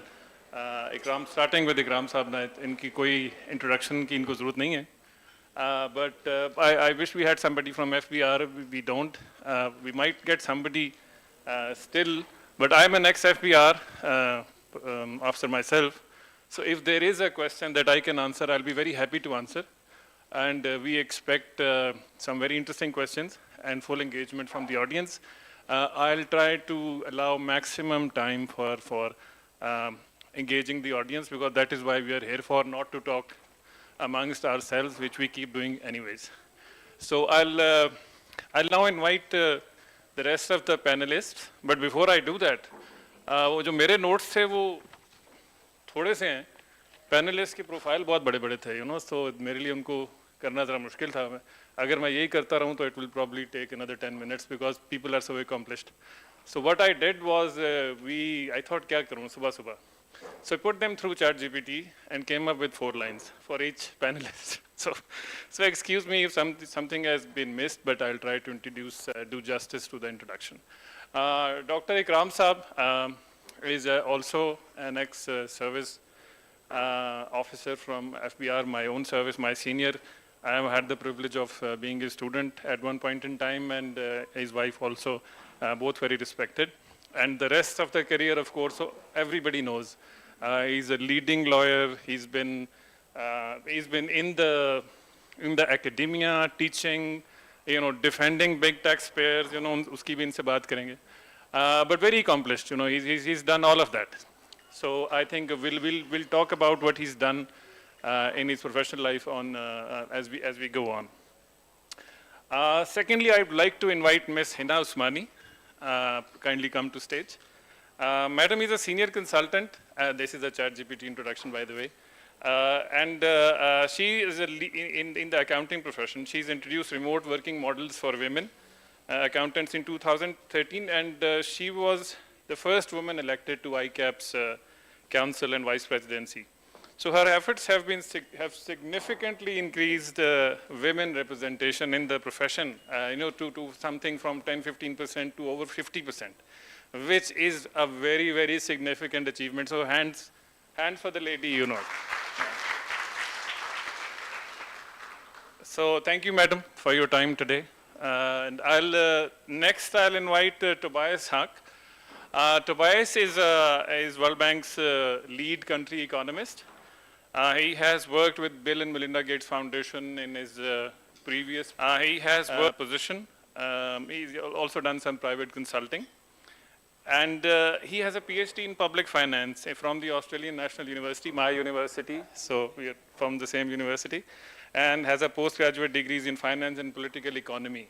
So I think what we will be talking today to him is going to be a lot about structural issues, institutional impediments, and some of what he has understood so far by being in Pakistan on the political economy. I think we were having a discussion, and he said, I don't have a lot of information or understanding of downstream issues, but I can talk about the systems issues, political economy, institutional stuff. So, and next, I will invite Ali Salman. Ali also, everybody knows Ali. Ali is a very well-known economist. And most people he's such a humble person that most people know him by, whenever you think of Ali, you think of Prime, because that's a think tank that he's established. And to me, he's an entrepreneur also beyond being an economist, but his understanding of some of the structural issues of our economy is excellent. I listened to one of his podcasts on URAAN Pakistan, and if somebody has not seen it, please go ahead, it's on YouTube. Take a listen, a bit long, but very, very, very, very useful. So, do we have another one? Yeah. Khalid Saab. So, Khalid Saab is from PIDE. So, he is into research, and I wasn't able to make a ChatGPT of his profile. Not that it was long, but I didn't have the time. But interestingly, he's done his dissertation in fiscal policy, so which is very, very relevant from today's discussion point of view, but his other interests are public finance, fiscal policy, and health economics. So I welcome everyone on stage, and thank you so much for sparing the time. Again, thanks to PIDE for bringing these people on stage today. What we will do today, I did send out, how we will structure this.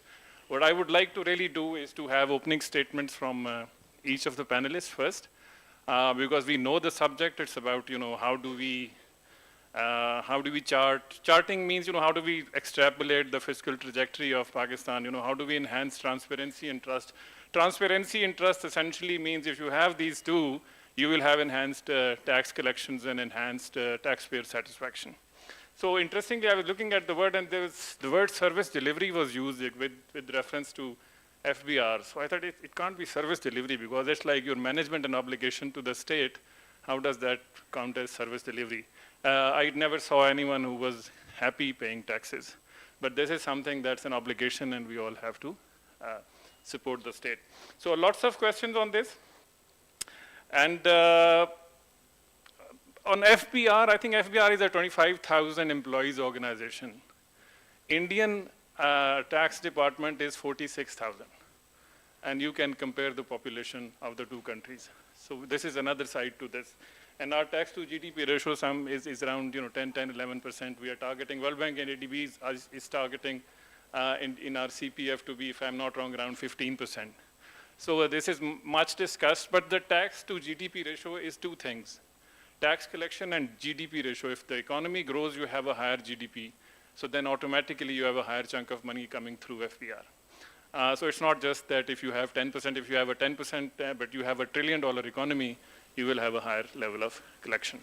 So with that said, FBR has always been in the eye of the storm, more so recently in the past also.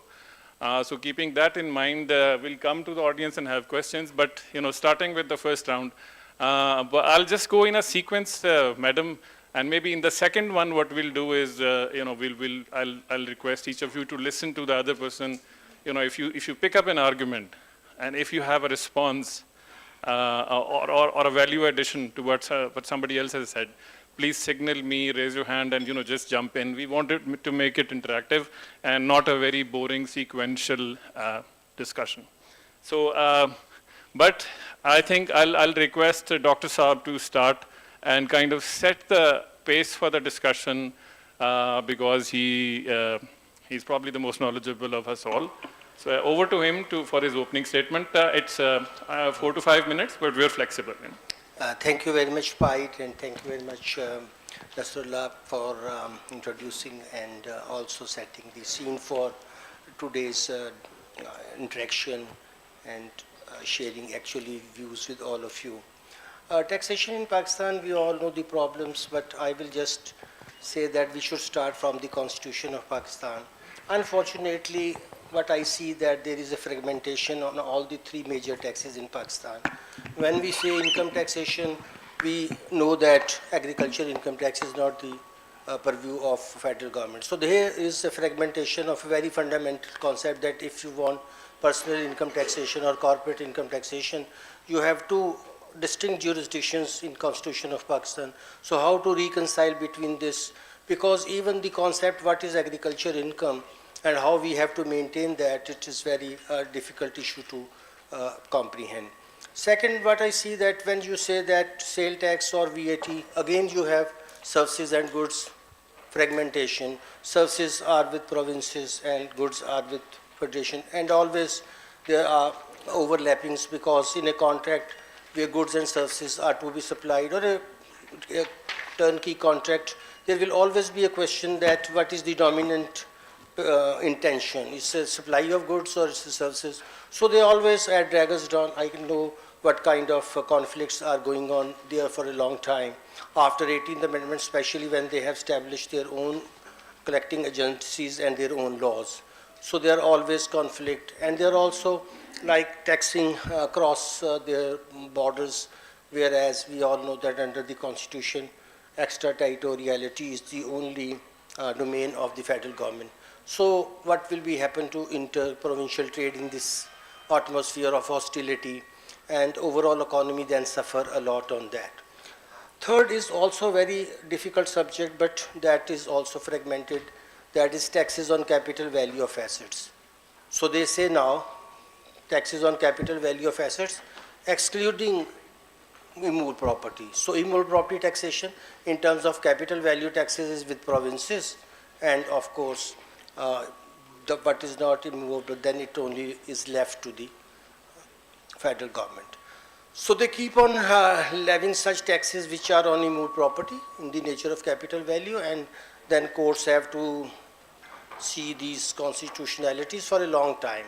So what they do, they delay the issues for 10 years. By that time, much of the tax has been collected, wrongly or rightly, and FBR, even if loses the case, has in no capacity to pay it back. So then courts have to invent some kind of, here again, law of necessity to say, although Constitution does not allow it, but since much water has flown under the bridges, so let us say it is within the Constitution. So these are very difficult issues for Pakistan to resolve, because federation cannot be run in this manner, the way we are running it. Because in taxation, the fundamental question is also distribution of taxation, and that is also, to my mind, is unconstitutional, because Article 161 says that for natural resources like oil, gas, and hydel, the tax shall be levied on the base, that is on the base, when we say on the base, on hydel, bucks bar, and as well as you have to impose excise duty on wellhead. What does it mean that then provinces which are always saying that due to less population they get less amount out of national finance award, actually were deprived of their fundamental right of getting excise duty on their natural resources where these are produced and supplied. Nobody talks about that, nobody has ever written about that, no court has ever taken notice of that. This is very, very strange in Pakistan.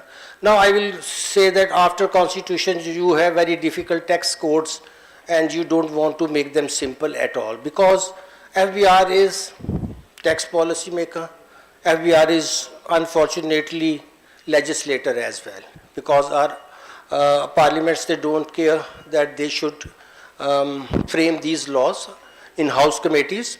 They should invite experts, and it should emanate from legislature and not from executive.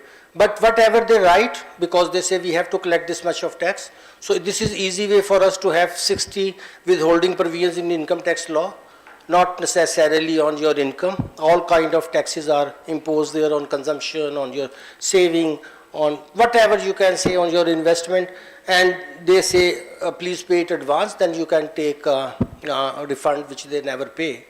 Unfortunately, they are not here today. Otherwise, I would have asked them that how much accumulated debt now they have in terms of refunds blocked. This is another very difficult issue, because nobody talks about that they are also have a problem of like a circular debt, because they have a liability they are accruing over the period of time.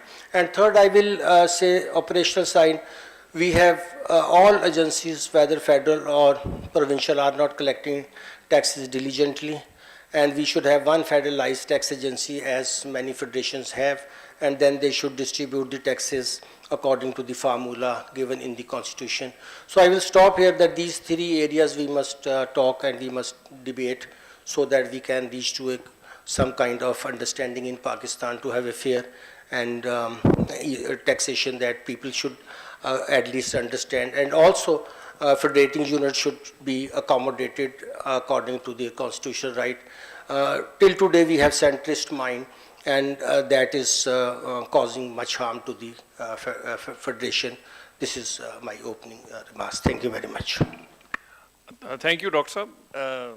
I'll come back to you on this refund after the second round, but generally if you have refund spending as a liability, then the collection that we're showing can't be real, you know. Obviously, its net balance would be not be the one that's being claimed. Thank you for your very knowledgeable and very fine statement, setting the discussion, identifying 3 issues.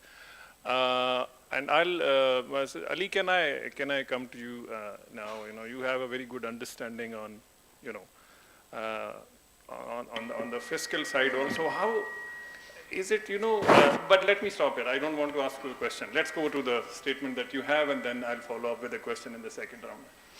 Right.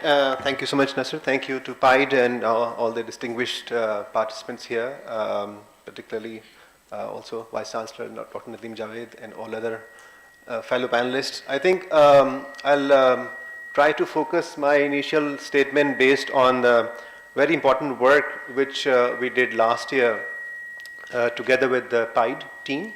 So this is the result of that process. It's called PIDE Prime Tax Reforms Commission, which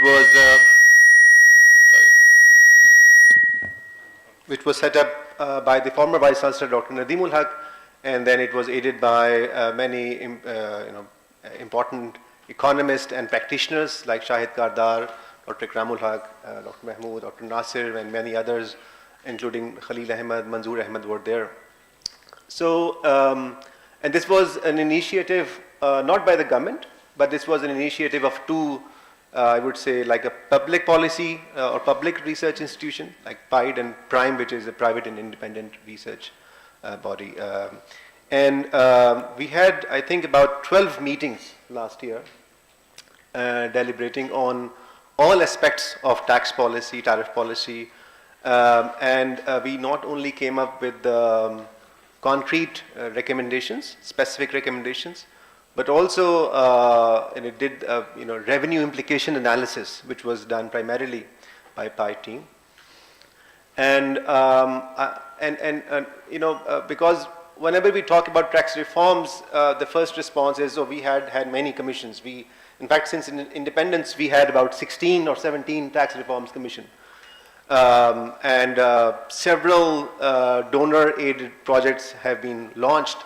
And last, I think, 10 or 12 years, we had about $500 million spent into the subject of tax reforms alone. Yet we are still discussing tax reforms. And when I was looking at the main theme of this panel, enhancing transparency and trust, so I was thinking, let's all acknowledge, first of all, that the trust, which is a fundamental relationship between the taxpayer and the tax authorities, is broken right now. And why is the case? And also, there's a lot of processes which are not so transparent when it comes to actual tax policy. And so, what are the, say, fundamental reasons, and then where do we go forward? So, and I identified 3 main sort of features which are necessary for a tax system for enhancing both transparency and trust, which are, I would say that almost absent or not so strongly present in our tax system. First of all, we don't have a tax policy right now. It's what we call, I think, mostly tax measures to collect tax targets which the government assigns to the FPR. So in the absence of a comprehensive tax policy and tax design, then of course we all struggle when we have to meet the targets set by the government or the IMF. So first of all, the feature of uniformity. So uniformity, and what this commission also concluded, is an extremely important parameter of a successful and effective tax policy, which is absent. So we have different kind of tax rates for different income sources, and within the income tax, within the general sales tax, within the customs duty. So we cannot identify, we cannot have right now a uniform source or so the tax being imposed sometimes follow the source of income, sometimes follow the sector, sometimes follow the nature of goods and services. So it's all very sort of non-uniform, and which makes it very sort of transparency becomes the question mark. And secondly, the issue of stability, because when we still are using that, SROs as an instrument of tax policy, then obviously we don't know whether this tax policy would be like still applicable for 1 year, 2 years, 5 years. Normally within 1 year we see many changes. And obviously this then erodes the level of trust and transparency, which is an integral condition for an effective tax system. And third related parameter is the stability. So we need a more stable and predictable tax system in Pakistan, and currently we don't have it. And on that basis, then the recommendations which came out were on these lines, and details are available on the websites of these respective institutions. I'm not going to read out everything, but essentially, uniformity of income tax, lowering of corporate tax rate, also the harmonization of general sales tax, and even reducing the slabs of custom duties. These are all the measures which we have proposed in this document, and we hope that as we move closer to the budget, there could be some more attention paid to the efforts done by local institutions, which are also, I think, in many of these ideas are in unison with what the international community has been saying. But then we need more ownership for these ideas and reforms. So this is what I was opening statement. Yeah. Thank you, Ali. I think that was very comprehensive, and a very good study that that has been mentioned today, done by Prime and PIDE. Anybody wishes to look at the basics of what reforms are needed, I think this is a good work. And PIDE has done some really good work in the past 1 or 2 years, on some of these topics.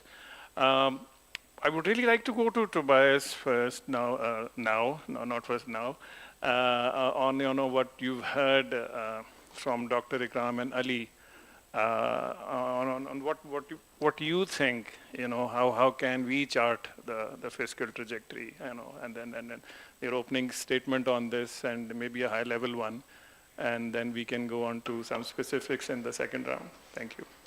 Thank you so much. I think there's a lot of material that's already been discussed. Let me focus my comments a little bit more on that interaction between the digital and the fiscal. That really, I think, has been a key theme of this conference.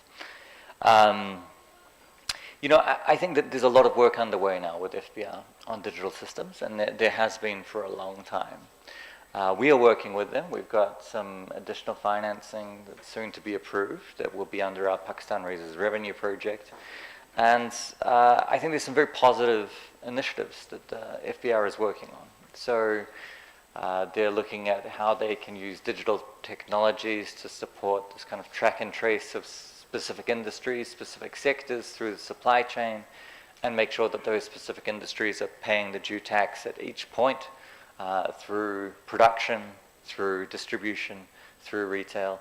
And there's quite incredible technological solutions now available for that, digital solutions that they're rolling out. There's been a lot of progress, I think, in bringing the point of sale taxation into the net as a way of targeting the retail sector. And obviously, one step forward, one step backwards some of the time, but I think that there are real opportunities there that FBR is looking to realize. I think some of the points that Dr. Ikram has made, and also Dr. Salman on GST harmonization, what the FBR is working on now is a portal, a single portal that can be used by all firms, which would allow a lot of the adjustments to be made on the back end for companies. So they don't need to submit multiple returns in multiple jurisdictions. They can submit a single return, even if they're working across provinces, and that adjustments, the overall tax bill is calculated through a single online system. I think a very positive intervention. And then a lot of work that's being done with FBR now as well on cargo tracking, specific digital systems for that, having scanning of cargo shipments to make sure that they're addressing under reporting of cargo values, and some very important technological investments in the REACT Center, faceless assessment. So I think some quite important things happening. I think, though, that I would echo the panelists that have spoken so far in saying that I think we're really at the start of this process rather than at the end of it. I think there's a lot of focus on enforcement of tax through digital systems at the moment. It's basically saying how can we detect non-compliance and how can we go after people that aren't complying with the tax system. I think the international evidence, and the World Bank's done a lot of work on this. We put out a report a few years ago called Innovations in Tax Compliance, looking at all of the international experience. And it says, how do countries make that leap from poor revenue performance to improved revenue performance? How do they make real macro significant gains in revenue collection? And yes, part of it is enforcement. Part of it is going after people who are not complying. But another part of it is making it easy to comply so that it's not a tax in itself to use the systems. It's not a tax in itself to interact with revenue agencies. That, like in New Zealand, when I pay my income tax every year, it takes me 20 minutes. I go to the website, I put in some information that's pre-populated, and it spits out my return. Literally a 20-minute task in New Zealand, where I'm from. So that making it easy to pay tax is a real opportunity to increase your revenue collections. But finally, and I think really importantly, what really makes tax collections increase is increasing tax morale, right? So making people feel that they're getting something for the taxes that are being paid and that there is a benefit to them in paying tax. And so I think that there's a lot of potential for digital solutions in that space as well. So it's thinking about how can we use digital solutions to make people aware of the services that are being provided? Can we use digital solutions to allow people to provide feedback on the quality of services that they're receiving? Can we have complaints mechanisms or redress mechanisms using digital systems in real time that allow people to report if their kid is showing up to the school and there is no teacher there, or if they are showing up to a hospital and there are no pharmaceuticals available. So I think this is, the missing link of the puzzle in many ways, is digital cannot be used as a weapon to go after your taxpayers. It has to be used as a broader enabling environment that makes it easier to pay tax, that encourages people to pay tax, and only as a last resort provides information to increase enforcement against non-compliant taxpayers. So I think we need to broaden the focus to those other areas. Let me just make one final point as well, which is that if you look at the countries that have made big gains internationally through digitization, India, for example, would be, I think, a very high-profile example of this. Digitalization of tax has not driven increased revenues by improving the IT systems of your revenue agency. That's not where the game is. You could have the best IT system in place in your revenue departments in the world. That's not really been shown to drive structural increases in revenue. Where digital plays a role is when everyone is using digital systems to make their transactions. If you have a digital infrastructure where payments are universal, digital payments are universal, where your social protection payments are digital, where your government payments are digital, where government payment to suppliers is digital, where everybody can easily open a bank account and everybody can transact digitally, that is your real opportunity for revenue improvement. Because it moves away from the black economy, it moves away from the informal economy towards an economy where there is automatically and effortlessly a digital chain that you can trace to improve your enforcement activities, to improve your information systems, and to bring people into the formal economy and therefore the tax net. So I think the other thing we need to think about in Pakistan really is how do we bring more people into the financial sector, the formal financial sector, into the digital economy, and that's a whole cluster of issues about improving access to internet. It's about making sure that our various digital data systems are interconnected and working seamlessly together, and that everybody has access to finance and access to digital technologies. So I think we need to work on all of these things at once, focusing on providing FBR with the latest digital technology. That's important. We're working on it, but I think that's really only going to be one tiny part of the solution. Let me stop there. Thank you. Thank you, Tobias. That was very, very specific on a few things, Thank you so much on identifying some of the, things which usually get sidestepped, looking at the bigger picture, even looking at the ecosystem in which FBR is operating. If that's not digitized or connected through data centers and interoperability, things will not happen for FBR. I mean, that's spot on. Let me just also welcome Aisha.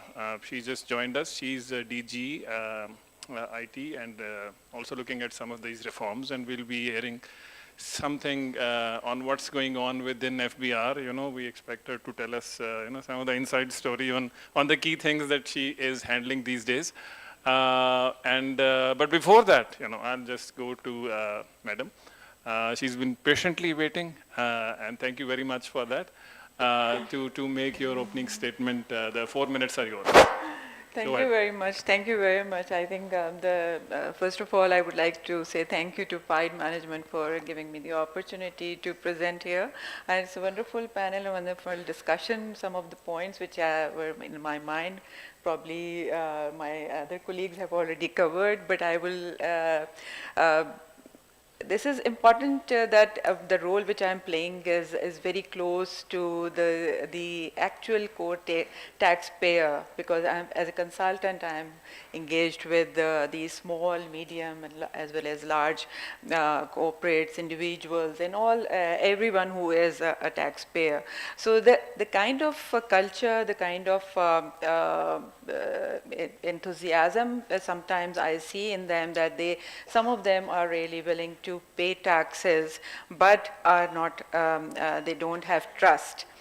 They don't have trust, and the government tax check that whatever tax they will pay, they will get the benefit out of it, first of all. So if we connect, and then I will connect the digitalization of taxation system. I appreciate that what Tobias has shared. This is very encouraging that we are moving forward very smoothly towards digitalization, which we also foresee through the current system as well. And we heard that further digitalization is on the way.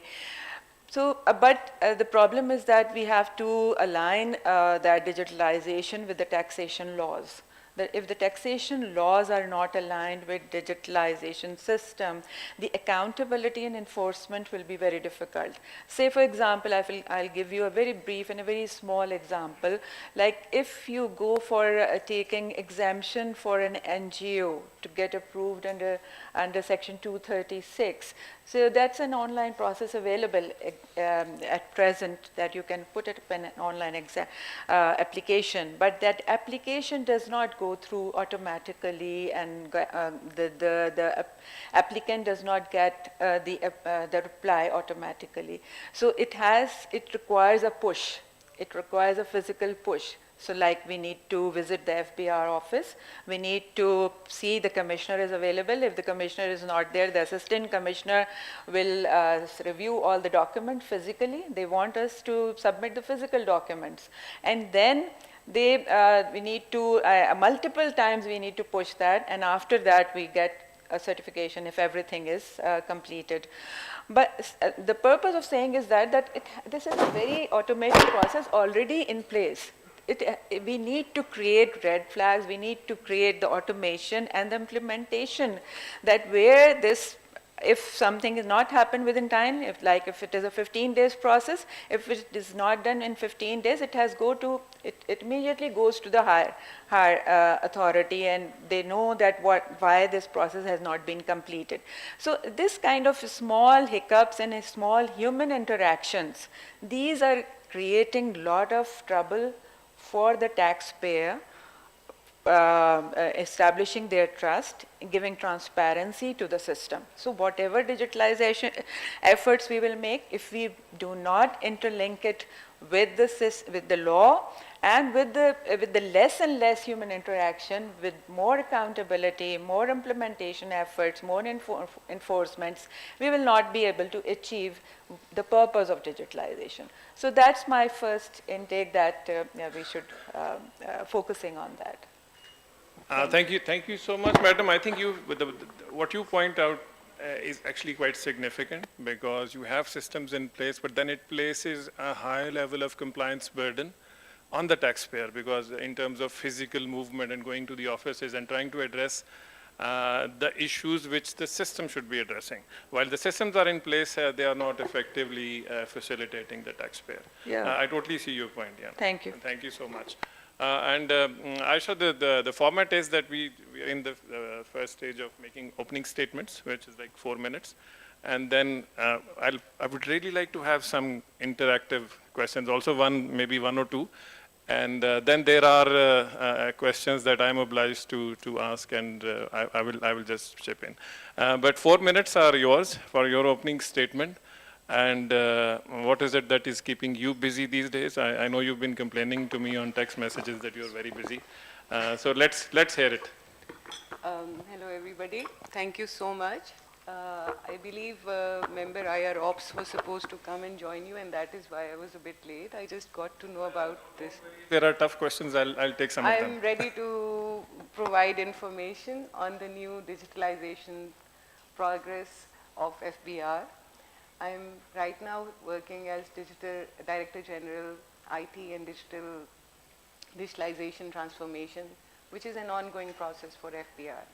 There are multiple things that are underway, and you very rightly pointed out that yes, there has to be an accountability, and yes, people are cognizant of the fact that there is a higher cost of the taxpayer to comply with the systems that FBR introduces with digitalization.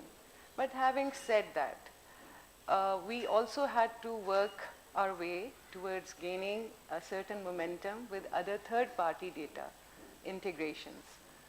So simultaneously, multiple efforts in different directions have basically been set off, and we have actually made a lot of progress. Briefly, I'll touch on a few things, and as we go along the course of this discourse and discussion, I'll provide further information, whosoever asks. So we have a point of sale, which we have rolled it out. Earlier on, it was pretty restricted, but we've extended it to integration and data integration to all the provinces. We have swaps, which is through the assistance of ADB, that has been launched in 3 pilot banks. We'll be getting real-time data and transfer from the banks now on Section 153. We've also rolled out digital invoicing. So basically all the FMCG sector and other services would now be, by law, it's mandatory for them to operate through digital invoicing. We've increased the number of license integrators who would be facilitating it, and also providing it free of cost through Paral. Apart from that, there is legal areas that had to be taken care of, and there is a certain process which is also being taken up by the policy side of FBR.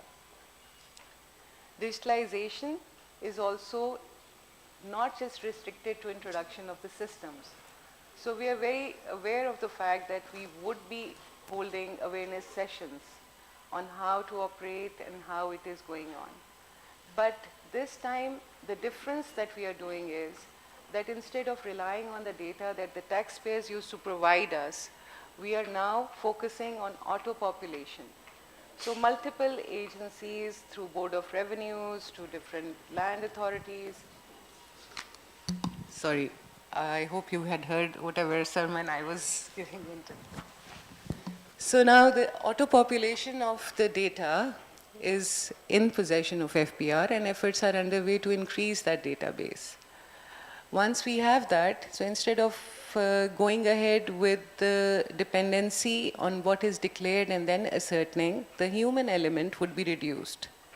it would be certified and it would be available with FBR and before the taxpayer. It would facilitate the taxpayers also. Another leg that was taken up recently is to simplify the tax return. And for the coming year, hopefully, we'll be launching that too. I hope this should be enough, and then we can go on further from where we are. Thank you, Asha. That was very smart. Well before your time. So we have Khalid Saab also. Khalid Saab, apologies, because I'm also mindful of the time. We're getting close to the hour, and I'll soon be getting looks from Dr. Nasser. So before that happens, could you be as smart as Aisha has been, and let us know what's on your mind, when you look at this topic? Actually, most of the operational things have been discussed. So the only dimension left for me to talk about is the economics of taxation. And I'll go back to your first comment where we talked about that when we talk about the fiscal side, it is basically about the business of the government. So if we think about the fiscal trajectory coming in the future, we have to understand that taxation is an outcome of the economic activity, but at the same time, it's also affecting the economic activity as well. So basically, you have to think about collection as well as the health of the economy both at the same time. So while saying this, what PIDE think is that the current state of taxation, as rightly pointed out by Ali as well, that it does not have a policy. So we add to it that it's actually growth retarding practices which the FBR is following for the time being. And actually, if they shift to a digital platform based taxation structure, it's not just going to improve the collection, but it's also going to help how the policies are actually moved. So to that, what I really want to make my point about is that if you look at the current state of extraction model, practically it's a kind of a snatching model. If you look at the withholding taxes, minimum taxes, turnover taxes, it's close to 70% of the total direct tax collection. If you look at the import stage collections, then the total collections might be around 55%, but within that, 46% is basically the IRS.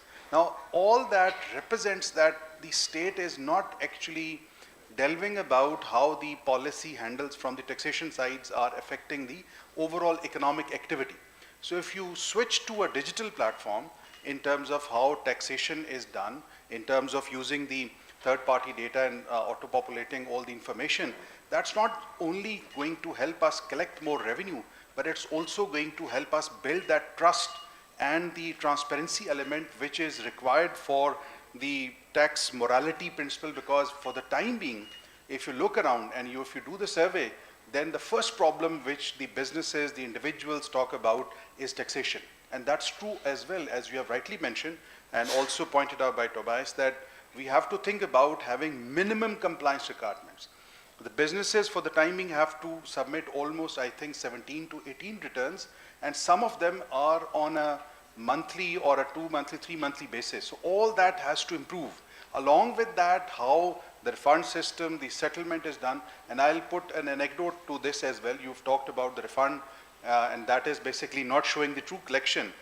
In some of the instances, the Ministry of Finance actually did it from the expenditure side, where they paid back to the taxpayers the refunds, but it was an expense from the Ministry of Finance. So they showed the revenue to be higher because it was booked as an expense. So that is something all can improve if we have digital platforms and the policy is done taking into consideration how we can simplify the process so that the businesses can actually do their transaction with the least compliance cost and being trustworthy of what they're getting in return. Absolutely. I think if I can get one message from what Khalid Saab has just said, that the best government is invisible, and what digitization and digitalization, I think people confuse the two. I think at some point I might like to distinguish between what the two things mean. I think they're two different things. Digitization happens first when you're talking about ones and zeros. This is digitized. The data that you're dealing with is in digital state, ones and zeros. That's digitization, not PDFs, not Word documents, not Excels. And then digitalization is when you're using a process through a channel to deliver a service, based on the data that you have. So I think that Khalid Saab, excellent point on the government being invisible, and digitization can enable that. because the government tends to be in our faces all the time. I can say that I've been in the government. I don't mind this. So which is what I think we need to improve somehow. At some points, we need to go to the government. But सबसे पहले जो है ना हम बंदा ढूंढते हैं जब गवर्नमेंट से काम पड़ जाए ना उन्होंने कहा यार बंदा दसो किसी से पहले मैं फ़ोन करा के ही मैं जाऊंगा अदरवाइज तो आपका दिल नहीं कर रहा होता ना किसी के सरकारी दफ्तर में जाने को and me being a civil servant मेरा भी यही दिल कर रहा होता है कि पहले मैं फ़ोन ही कराऊं तो फिर जाऊँ that's everybody thinks the same so you don't see but maybe that's a colonial hangover or something but that's how it is so I think we're mindful of the time so I've been reminded by Dr. Nasser to ask a few tough questions so I'll just do that I think I'll start with Dr. Saab. Dr. Saab, kindly, हमें बताएं कि why is what would end-to-end digitization look like, and why is it not happening? Why have we not been able to do it? We have been at it for a very long time. I remember this. I was in that project World Bank की जो पहला वाला था TARP था, फिर वो मुशर्रफ साहब के ज़माने में ये हुआ, and we've been at it for 20+ years. What is end-to-end digitization? What would it look like to you as a practitioner, and why is it not happening? The basic issue that I pointed earlier, when you don't see things holistically and you start by initiative, and ultimately it comes to you that since you have not addressed the fundamental issue, as I was mentioning that tax codes in Pakistan are so complicated. Over the period of time, if I tell you one section, if amended for 70 times, and if you try to read it, you will not be able to, because at one point of time, what that means to any person. So when we talk of digitization, obviously, if your return is not simple, because your tax codes are very complicated, if now you are taking tax credit of 70 different times of tax withholding, how you can have one pager return? Because you have to mention each and every section there. In sale tax as well, you have such a complicated system now. And for example, what digitization will do for my bank clients, they have to file 72 returns for withholding tax in a year, every week. Then they have to file 62 sale tax returns. So 6 returns every month that are subject to lot of scrutiny later on, because in this thing you have taken this credit wrongly, you haven't declared this income here. So since 2011, what I'm seeing is increased litigation, increased complications, even for big clients. I'm not talking about a single, because nobody can in Pakistan say that I can fill my returns without the help of anybody. It's so complex even for a salaried person. What is the need, for example, of digitization for salaried person? You can say to the employer that you are deducting the tax, you are withholding, you should be the responsible. India never did that from the very beginning because they have such a large number of employees. So they said, okay, if you don't have any other source of income, you can say that your employer has done the job. What other countries are now doing, they are through digitization sending you a tax return, prepaid. So you have only to see what kind of amendments you want to make to that. So for me, digitization should be facilitation, first of all. And for that, unless we have a holistic view of how to simplify, first of all, our tax codes, it will not be possible to digitize that. For that, nobody is giving any advice. I don't remember World Bank has ever asked them to simplify tax, because income tax is 2 ordinances, 179 by dictator, again 2001 by a dictator.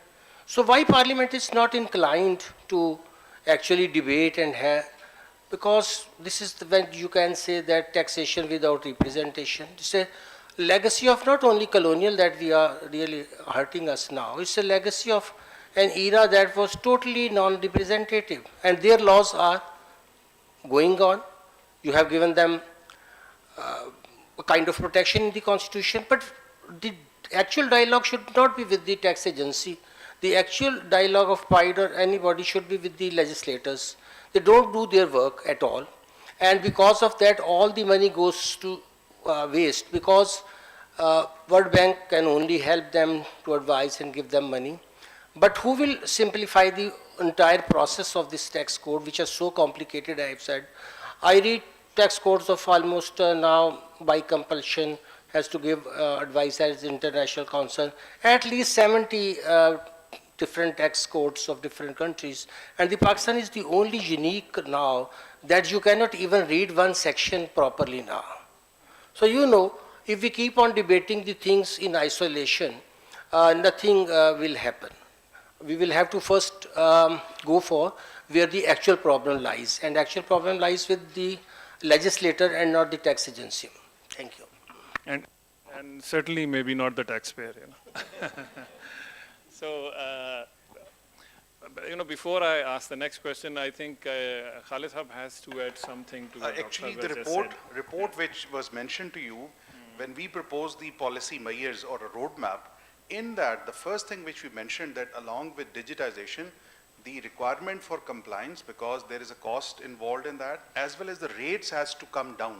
Because if you go ahead with the current taxation system, and as you have mentioned, we just are trying to digitalize, that's going to double the burden to the businesses, their the compliance requirements, and it's going to be practically choking them, and they are going to think about other ways.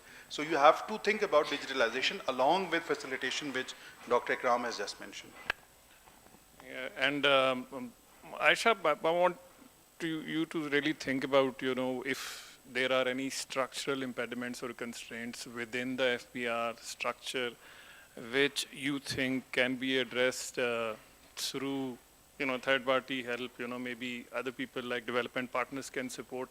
What could be those, and I'll come to you, it's a kind of a systems question or an institutional bearing. So you might want to have take a minute and think about it, and I'll come to you on this one, because the people are interested in knowing this.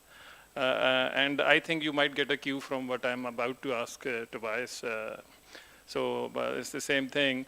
So what do you, Tobias, you've been working with, not you, I mean as in World Bank, been working with the FBR, and we have been working with FBR, but we're now just beginning to support the project, designing the project on end-to-end digitization of FBR. We as in ADB, it's a $125 million project. But in your opinion, you must have been part of the discussions or have seen documents. What are some of the underlying political, institutional, and behavior-related bottlenecks that, for example, and you mentioned it very, very nicely, that equipment and technology is not going to cut it.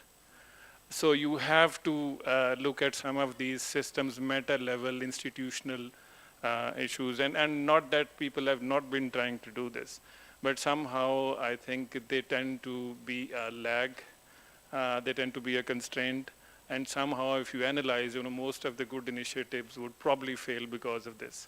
So in your opinion, what is it on this institutional side, and how does that impact if we bring in technology to FBR or any other public sector organization for that matter? That's a very good question, thank you. And I'm going to steal from things that people have already said, because I think that a lot of this has been answered. I mean, I think that there is this historical legacy in many ways where we have very unusual splitting of the tax base. The fiscal federalism arrangements in Pakistan are very unusual.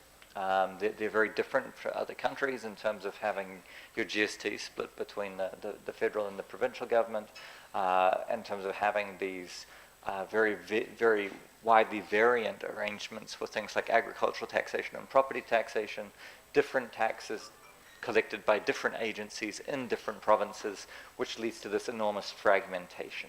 Right? So we have, it's not just the province and the federal, it's at the province you have your Board of Revenue, you have your Revenue Authority, you have your Excise Division, all of these different agencies with differing tax responsibilities, not nearly enough sharing of data, not nearly enough sharing of information. It makes it very hard to collect tax, but it also makes it very much a huge burden to pay tax. because you're not just dealing with one government, you're dealing with this fragmentation of government authorities, and they each have their own paperwork requirements, they have their own documentation requirements, they have their own data systems, right? So I think digitization provides an opportunity to address some of this by sharing data, by making sure that data is that the front end that faces the taxpayer is simple and that it's accessible. But I have to agree with Dr. Saab. At some point, we need to take a very hard look at some of these bigger institutional questions and say, does it make sense for us to have 3 revenue agencies in every province? Which ends up with us having 13, 14 different revenue collection agencies. So are we prepared to kind of take that bigger picture step? And I don't think, I'm not a constitutional lawyer at all, but I think that it's quite possible to imagine a system where the administrative function of collecting revenue is split from the revenue distribution, right? So you don't necessarily have to have a differing revenue sharing arrangement between the provinces to reach this kind of system. What you need to do is make sure that there is an integration of the administrative function of collection. And I think that would be a really huge step forward. And that, again, of course, would involve some of these more fundamental reviews of the underpinning legislation that we've already been talking about. I think the second thing I'd say is tax policy. There is no tax policy. I mean, just exactly what Khalid Sab said. What we have is we have a mad scramble for revenue every year, and we have that often being driven by what the IMF targets are, and that leads to this very unpredictable tax regime. It leads to very rapid tax policy changes, and it leads to us looking at what is the easiest way of collecting revenue, but without thinking necessarily about what that means for incentives in the economy, for the efficiency of production within the economy, for the equity of the overall tax system. And again, I think it's this need to actually take a step back and say, what does an efficient, equitable, easy to use tax system look like in a country like Pakistan, and be prepared to consider some fairly fundamental change to achieve that. Other countries have done this, right? So other countries at some point have said, look, we're gonna throw out the tax code and we're gonna start again with a drastically simpler system. And I think that at some point this may be the step that Pakistan needs to take. And the final point I'll make just very, very quickly, right, is I think that a really, really important aspect of this mixing of functions, right, this mixing of function is on the trade side as well. And I say this as a macroeconomist. Probably one of the biggest constraints to Pakistan's economic development has been the high tariff barriers that we have, the high trade barriers, the protection of the domestic economy. Developing economies get rich by integrating into global supply chains and exporting to the world. We know that. We have decades of evidence and experience showing that. Pakistan has not been able to follow that path because we have these huge tariff barriers, including on imported inputs. And I think this is one of the most crystal clear examples of the short-term need for revenue undermining the kind of economy that would grow much faster, that would be much wealthier, and in the long term would generate much more revenue. So it's the short term undermining the kind of reforms that we actually need for growth and development and long-term increases in the revenue potential. Let me stop there. Thank you, Tobias. Very, very comprehensive in terms of, I could imagine, what the system should look like and what it should do. In the sense, interoperability is another message that I get from your response. And I want to go to Ali now. Ali Salman, you've been in this, business of political economy for so long. And you've analyzed URAAN Pakistan also in the previous policies or the plans that have been coming in. What does it mean, if we sort of digitize FBR, you reduce, for example, you manage to close the gap on revenue by a certain percentage. The target, of course, is $1 trillion economy at some point. what do we need to do, in order to reach that mark? Anything that we can do in the coming 1-2 years, what would that be, in terms of some key initiatives that we wish to take? On the institutional side, I'll go to Asha, but on some of these specifics, since you have analyzed the plans, that's why I'm asking you this question. Right, Mr. Thank you for just a personal clarification. I'm not in the business of political economy. Political economy has been often mentioned as one of the barriers to reforms. But as an analyst, I agree with you. Yeah. Metaphorically. No, I totally get that. So I'm just want to clarify. I think there is already, I see almost a consensus on the panel on the broader directions. And also the consensus on the diagnosis is there, but also the direction is quite clear. Now, I've seen the URAAN Pakistan program. It's a vision document. I think it's an aspirational document, but as I have analyzed before, it doesn't have specifics. Right? So maybe specifics will emerge over the time as we move. I hope that it does. I know that the government is strengthening its capacity through PIDE, Ministry of Finance, Prime Minister Office. All of these three agencies are building their own think tanks or strengthening their own think tanks. So we are going to see hundreds of economists being hired in next few months or years, and I hope that the specifics will emerge from this additional capacity that the government is going to build. Because really, ultimately, vision has to be translated into realizable operational goals. But so I see actually, to be honest, I see no depth of resources for Pakistan to actually engage in this exercise. Because talk about institutional building, talk about hardware, infrastructure. We see new initiatives, we see new projects every day being announced. So there is no lack of resources in Pakistan. There is no lack of budget, if you ask me. There's, of course, a lack of clarity in terms of what needs to be done and whether there's a consensus on that. For instance, you asked me like one practical step. So one very, I think, achievable thing, and I give you a low-hanging fruit here, and my colleague has done a lot more work, so I'm going to quote his study, is the withholding tax. It's a small thing. So we have 88 withholding taxes. Out of 88 withholding taxes, 45 of them are like non-revenue spinners. So when we did this analysis, the total collection was about 1.2 trillion rupees from this tax, and 45 of them had together less than 1 billion rupee. So abolish them.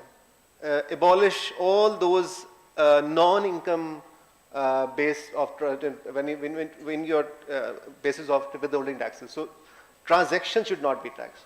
Second straightforward thing on which consensus is there, that abolish filer, non-filer, late filer regime. So we have made it more complicated.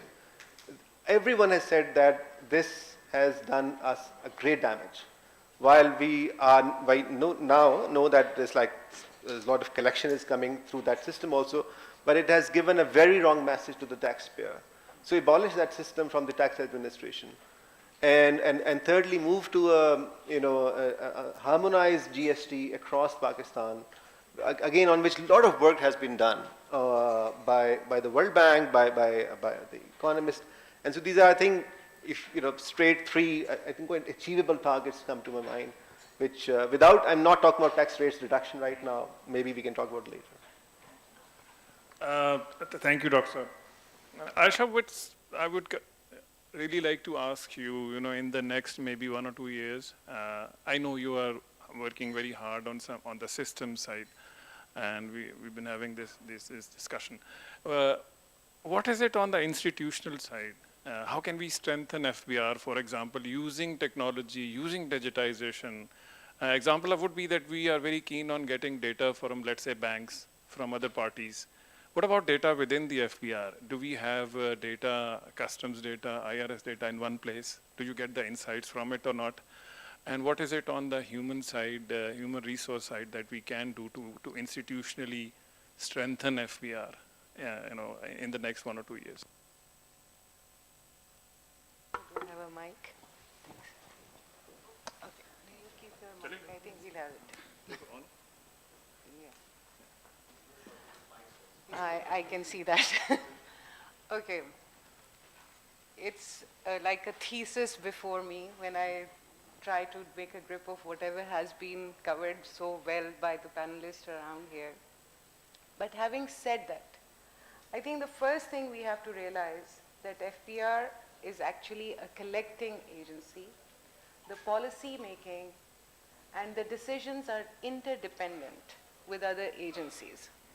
Okay, having said that, that being done, it's also a fact that the taxes are the dividends of economy.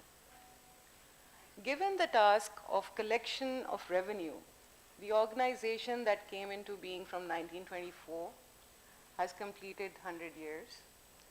Population of Pakistan has exceeded triple-fold, but the number of the workforce has been pretty much oscillating with the same things, despite the fact that multiple directorates have emerged, despite the fact that multiple functions have come forward, and we've moved on to the digitalization. We also have to realize that the taxpayers and their capacity is also heterogeneous. It's not homogeneous in terms of the capacity and capability to deal with the taxation systems. Okay. So the taxation system that we have, it is pretty complicated, and the government has been aware of it. Now, when we go to the segment of collection of revenue, it remains bifurcated, as pointed out, between provinces and the federal. Why was the need felt? It was because of the very fact that those segments were not giving us the required results. And then we also have to question ourselves, are we that compliant? Are we aware of the fact that the international organizations and the international community of international taxation, they have workforce which is triple-fold and they have a documented economy? We don't. We are moving very slowly towards it. And because of those very reasons, I would give it the devil its due. I think FBR is the only government organization that has been able to meet the standards and the collection revenue to a large extent. Not that it is as per what is required. I'm not at all saying that. I'm saying, yes, there's a need, definitely a need to improve. And yes, withholding taxes need to be reduced, and we've reduced them, I think. We came down to 62, and we intend to move them further down. The very purpose I would like to clarify for the withholding also is that it is primarily not the collection, even if they're the revenue yielding sections. It's also about getting hold of data which is not available before the tax officers because the digitalization within the institution wasn't there. Once we did that analysis, we realized that our data centers do not have the capacity to store the data that we are trying and aiming for. So we wanted to strengthen that. With the digitalization efforts that we've moved on, we realized that there is no central control unit which will give us the dashboards and the analytics. There is a requirement of data analytics. There is also a requirement with the transfer pricing changing its shape, with international taxes and laws changing, we would be requiring a whole documented system in place. So within the organization, the taxpayer facilitation centers are missing. The outreach of Peshawar RTO 20 years back was just Peshawar RTO. But in terms of the spread that it has with population and geography, and the activity and the business activity, the number of the workforce of the RTO remains constant, by the way. So all these hiccups with these factors which are beyond the scope of FBR as an organization need to be attended to by every policy segment, be it from finance or from the international donor community. When we have that, we also require third-party data and its integration and the data analytical hubs. And that requires expertise of economists. We realize that we are not that technically groomed for that. And one thing that we had was a track and trace system. It was launched in, and we started getting hold of the data. of different goods. Illicit trade was picked up from tobacco sector, and we intend to move to all the whole of chain of digitalization, and we move towards that process. But with that, the system within FBR also requires that it needs to be strengthened in terms of the national and international commitments for security of data that we'll be gathering. So it's a huge field. When I can go on and on about it, but there's so many sectors. When was the workforce versus workload analysis done for FBR? That was in 2011. And now we expect, and it's the situation, I think, in multiple organizations and multiple agencies of the government, it's a problem that we collectively deal. So our reliance would be to come together and get hold of that specifics that we were not being able to meet and attend to them. And the good part that I can say is that a lot of work has been done in FBR and is ongoing. And the results should be coming forth in this coming financial year. Asha, thank you. That's a great message. I know two very important things that you need technical expertise within the FBR. And also on cyber security, I think very important, on data security and data privacy, very connected subjects. So please get your Q&As ready. What I would like to do is get, maybe 2-3 questions together, and then I'll note them down, and then and also please keep it short.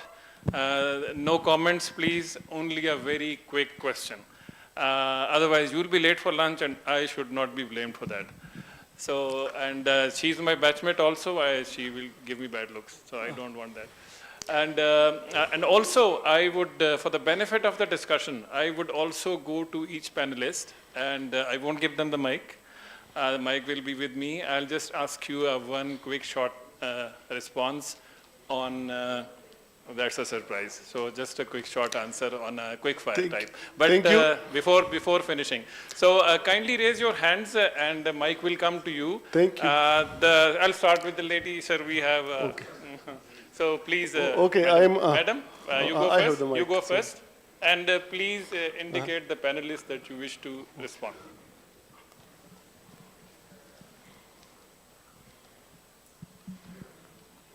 Assalamu alaikum. This is Professor Dr. Samina Sabir from the University of Azad Jammu and Kashmir, Muzaffarabad.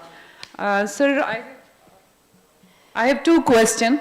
First is that each year tax burden in Pakistan disproportionately falls on the salaried class without any corresponding increase in allowances or facilities, and this has not only disincentivized the employees but also contribute to a brain drain. Given this scenario, why policymakers are reluctant to impose 1% straight tax on the wealthiest or the elite class? Is there any hurdle or is there any structural issue? That was one question. One time. This is one question. And the second one is that today's conference is actually on digitalization. And in digitalization, in digital age, why has not Pakistan used AI and fintech to trace hidden wealth and the informal earnings? Is this due to technological gap or there is a deliberate inaction? Thank you. And well noted. Sir, you first, and inko de ye aapke piche. Thank you for the opportunity. This is Dr. Muhammad Ishan. I am from PIDE, a very interesting debate, which is dominated by the use of digital technology as per the theme of the conference. Mostly, like the logic dictates, as the Mahmood Khalid said from PIDE, that we pay almost 46% of the total income, total tax comes from the taxes on the imports, right? Question, please, question. So the question is that the fundamental problem is with the tariff rationalization, not the digitalization. We need to set our priorities right. If you just digitalize all the things, so at the moment you pay 40% taxes on the tariff, manually. When you digitalize the system, you will do the same thing digitally. So there is nothing accurate with the system. The priority is we need to rationalize the taxes. The digitalization should come later. That's not a question. May I remind you? Yes, the regulatory duties, SRO 928 is the problem, fundamental problem in Pakistan, which is the regulatory duty. It has a very high range, where tax rate ranges from 5% to 55%, and the tax slabs are even larger than 10. I counted 10, but there are more than 10 tax slabs. So SRO 928 on the regulation is the fundamental problem. We need to abolish that. Question. We need to abolish SROs. Okay. That's the recommendation. Yeah. Madam, kindly note कीजिएगा. Hello. Sir.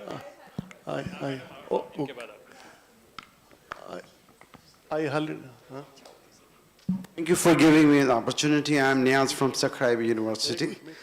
We pay double taxes, one through the government or one involuntary through the inflation. So my question is that for the 2 decades, the system has been digitalized. The FBR uses e-tax system and everything else, keeping everything a constant, changing the tax slabs, introducing new taxes. Just tell me what's the improvement in the tax revenue, the real adjusted tax revenue through the digitalization, though we know that the economy is not fully documented. There's so many informal sectors there which are not taxed. My question is that why we fail to improve the tax net base to increase the taxes rather than taxing the people again, voluntarily and involuntarily. मेरा नाम हुमा बकाई है जी. ना तो मैं economist हूँ और ना तो मैं टैक्स एक्सपर्ट हूँ, लेकिन मैं सैलरी टैक्स पेयर हूँ. And what I don't understand is that how non-compliance is patronized, legalized, internalized, and even rewarded. Because we have a category that says non-filer. Where in the world non-compliance is internalized to a level where it is totally acceptable, it's legal, it has constitutional cover. Thank you. A good question, madam, also that rhymes with the question the lady asked. So I have 4 or 5 questions. Would you like to answer which one? On the salaried maybe, Aisha? Would you like to respond? I can respond also. Okay, point well noted. I think the suggestions are already underway, and it would be a premature to announce it, but hopefully we'll be attending to this segment shortly and through a bill in the parliament. And there was another question on why are we not using AI and blockchain also. I can partly answer this, and then Aisha can say we are working on that. Precisely. And, this is something because maybe few places you could see these technologies making an impact. So we realize that this is the new game in town, and Aisha can tell you further that we are working on this. Madam, salaried class, that's the pain point. Mera bhi pain point. Class ka mera bhi yahi point hai yaar. So we are all in the same boat together. But I think they totally agree with your point because. Okay. You see, the easy wins are on that side. Ali has just, stuck his neck out on this. So please go ahead. Actually, I think not on this. But it's a complete agreement. But I want to come back to the point which, madam, you raised about the taxing the elite. So, and I want to defend elite here. Right? You see, the bulk of taxation when it comes to corporate taxation, for instance, comes from large companies. There was an analysis which showed that the tax evasion is the least in when you grow the size of the company. So the multinationals, large national companies are actually best taxpayers. Our industry, for instance, paying much larger share than due share in the taxation. Also, you see, when we have imposed this, we have, हमने super tax लगाया है जो हमने वापस नहीं लिया, तो ये elite के लिए किया ना, an elite is leaving because of that. High net worth individuals, Pakistan mein, they are fast becoming non-resident when it comes to tax paying. They might be physically here, but from the tax residence point of view, there is a vast number which is leaving Pakistan. And that is because of the very high tax on the top marginal rate. So I think when it comes to the taxation structure, we need to be fair, and that's why I'm talking about uniform tax rates, not particularly targeting, but I totally agree that salaried have been overpaid. Generally, I think the tax is also a regulatory measure. You see, you nudge people in a certain direction. So we tax a salaried class, make them leave the country or get into entrepreneurship, get into business, don't. I'll come back to you again if there is time, but Nadeem Saab has a question. Thank you, Nasser. I think you're very well engaging the audience and panelists. But I would like to say that when we were designing this panel discussion, so we had this mind, these all are the traditional problems. We used to talk about all this stuff. But when we say fiscal, it has another, this coin has another side as well, and that is expenditure. Yeah. And I think nobody has touched upon that. And just to give you an example, when we talk about development budget, so it's a daylight fact, everybody knows in the system, and even at times when I was chief economist, we mentioned this to the Prime Minister as well, almost 40% of our development budget goes into the commissions. So from the tendering till, you cannot get approved your check from AGPR if you're not paying even 3 to 5%, and this is daylight fact. So that's 40% means if you have a 1 trillion rupees development budget, 400 billion rupees are going down the drain, at the various stages into the commissions. So, and keeping in view this, and then adding this, that then there is a broken relationship between citizen and state, and then the state faces, Miss Aisha over here right now, there's the FBR. I invited Chairman FBR, but somehow he couldn't make it. So all these harsh questions we should have, asked on the highest level, so that there should be some at least awareness and understanding that how to overcome these challenges. So we had the focus that how digitization could be helpful over where we can, get rid of this, 40% commissions by making the payment system so transparent, and then to build this trust, which is almost now on the very lowest ebb in Pakistan. Even as we the salaried class who are well educated, who are well aware of this, that without revenue collection you cannot make the state viable. Now we have very kind of a stringent and negative opinion about the taxman and about the state itself. So nobody has touched upon these dimensions. That's why I'm a bit going to elaborate it, and we would like to listen to your thoughts that how we can heal on these dimensions, please. Thank you, Dr. for bringing to the panel's attention a very important aspect, the expenditure side. I think that sets the tone as to trust of the taxpayer with the tax authorities and the state. So if we have trust, then maybe the compliance level would be a bit better. So very elementary, as Sherlock Holmes would say, but we have missed that, so apologies. So anybody would like to take that, respond to Dr. Saab's point of view? Go ahead. And then we go to the hall, to Mehtab Saab after this, and then after to you. Now the point made by Vice Chancellor is totally correct, and as I mentioned that it's always the two sides of the coin. Taxation is basically collection for expenditure. So if we don't think about developing a transparent, trustworthy and consistent system of how the expenditures are being doled out, then we cannot expect revenue as well. But having said that, now again the problem lies within. Although there could be nodes or stakeholders which are outside the system, but primarily it's going to be the government itself which is going to improve on the quality of expenditures, thinking about expenditure tracking, and maybe trying to put some real value to the money which is being spent.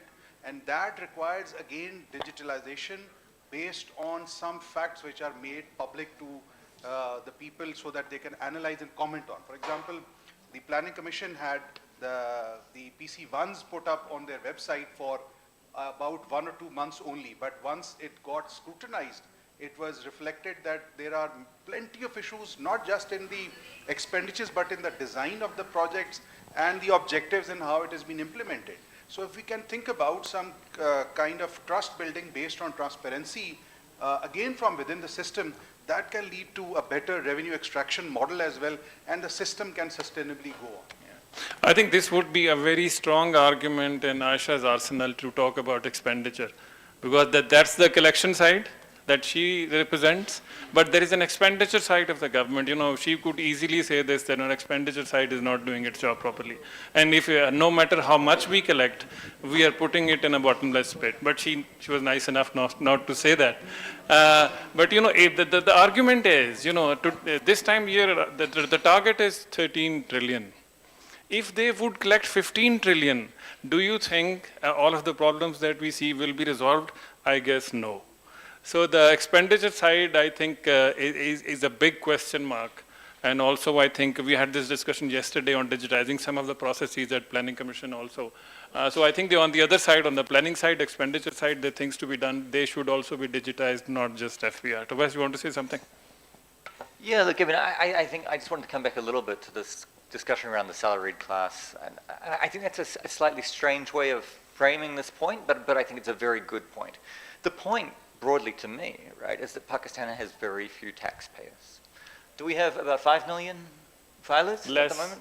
So of a country of 240 million people, you have 5 million people paying income tax. That is absurd. It's absurd. And because of that, where do you collect your tax from? You collect your tax from your GST and your trade taxes. And who pays those taxes? Everybody pays those taxes. Everybody pays those taxes at the same rate, including those at the bottom of the income distribution. So we've done a lot of analysis of this, and some of this is going to be released very soon. But what makes Pakistan's tax system stand out is how unfair it is.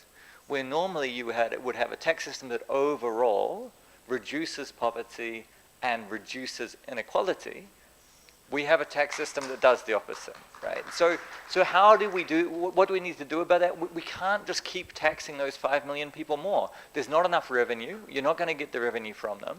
And it will just increase these problems of inequity within the system. And then the tax morale declines. People don't want to pay the taxes because they feel they're paying 45% already. So that's not the solution. You have to broaden the base, right? And this is what the World Bank's been saying for a while. We need to get at I think the movements towards agricultural taxation under the Fiscal Pact are a really good measure here, because we know that a lot of money is being made by landowners. We need to get a property taxation, which is also a provincial government function, because we know a lot of the very wealthy put their wealth into property, and that is not accurately recorded, and it is not adequately taxed. And this, I think, is where the digitization story comes in. We need to use digitization to expand the tax base so that more people pay their share, and so that those at the top of the distribution are paying their share, and that should allow us to reduce the burden on the poor and on the salaried class. I mean, that has to be the long-term direction. Yes, totally agreed. Digitization to broaden the tax base. This has been an area where FBR has not been very successful. So, Dr. On the expenditure side, there is one dilemma that we should keep in mind. After collecting all these taxes, when you give 57.5% to provinces, and net income of the federation is not even enough to pay 8.5 trillion of your interest.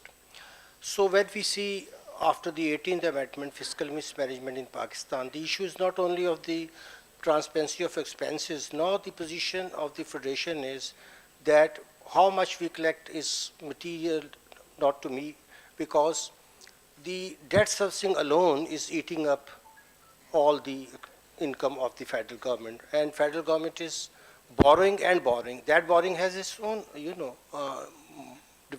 devastating effects, even inflation and everything. Then you tax the salaried person to pay them for your borrowing and everything else. So one session should be on this problem alone, that how we can break this tangle now, where we have stuck up after the 18th Amendment.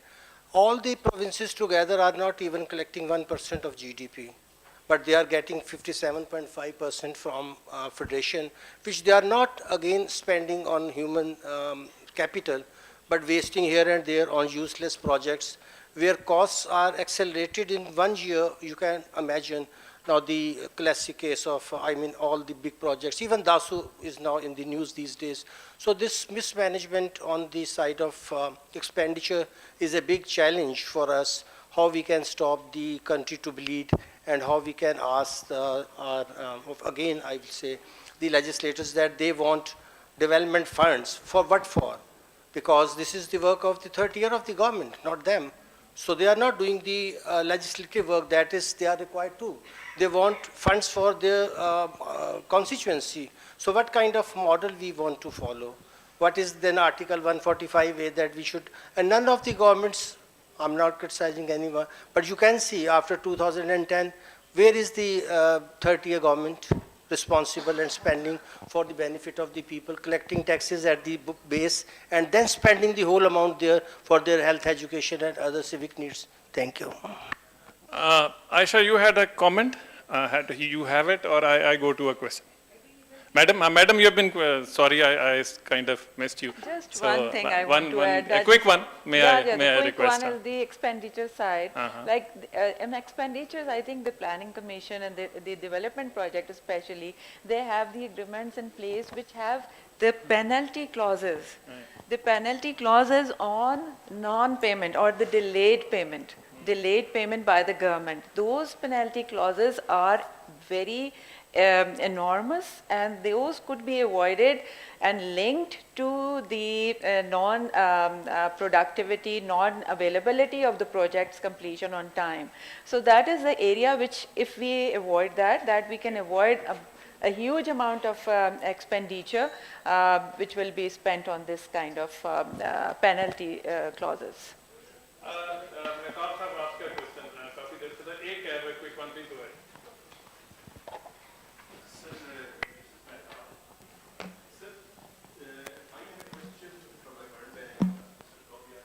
Sir, you have mentioned the tariff rationalization, and I totally agree. In economic sense, you are absolutely right. But I think there is a need to teach this lesson to Mr. Donald Trump.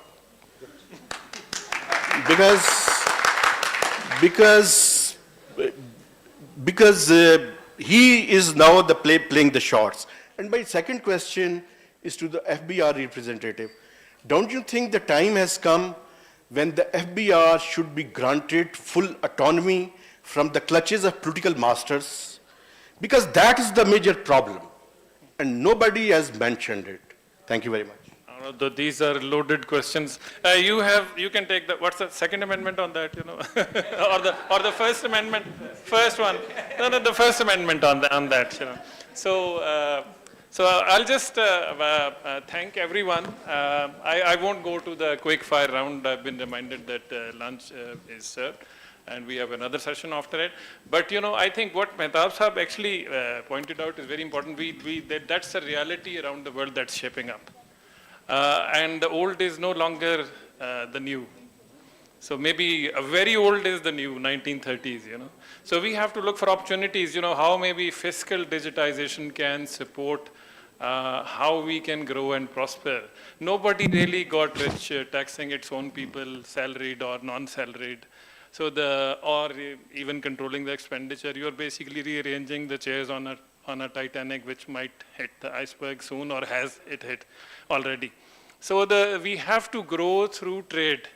So in the new economy that is shaping up, we have to look for opportunities, and I think a session could probably be small to discuss such subject. What is it that we can export? What is it that we can manufacture?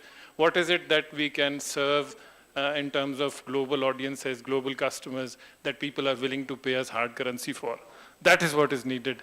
Rupees is not going to do it. It's the dollars, you see. We have to earn those. So I really thank my very, very sweet audience. If I have missed any question, if I ignored you, that was by chance, no intention. But everybody has LinkedIn profiles. You can reach out to everyone, including me. We'll be very happy to answer any question that you have. Engage over lunch also. And thank you, Khalid Saab. Thank you, Ali. I think a last comment aap karega. I really apologize for that. Dr. Saab, Tobias, Madam Ina, Aisha, so many thanks to you, especially for joining the session. With this, the session is closed. Thank you so very much. Before we proceed for the lunch, I would request Dr. Nadeem Javed Satara Imtiaz to kindly come on the stage to forward the souvenirs to our esteemed panelists.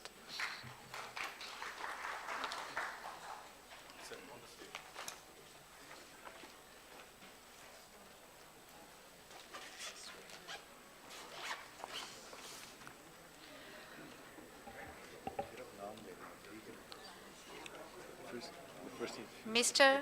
Nasrullah Mia.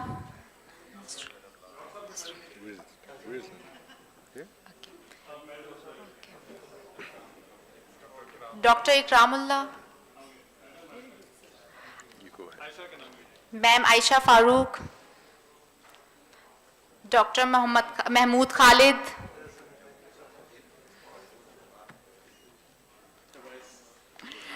Tobias Haq. Miss Dr. Ali Salman.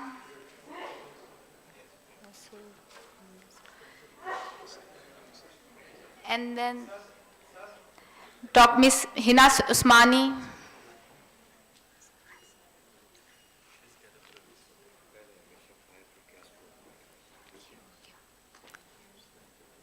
And lastly, we have Mr. Nasrullah Mia.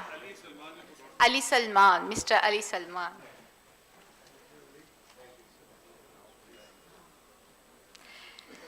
Mr. Nasrullah Mia. At last. Please gather for a group photo.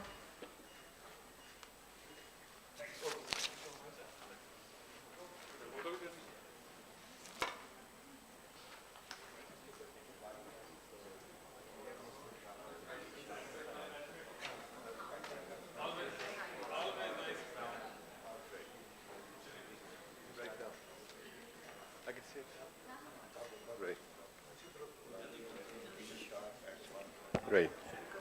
We'll now take a break for lunch and request everyone to reconvene promptly for the next session at 1:30 p.m. Thank you.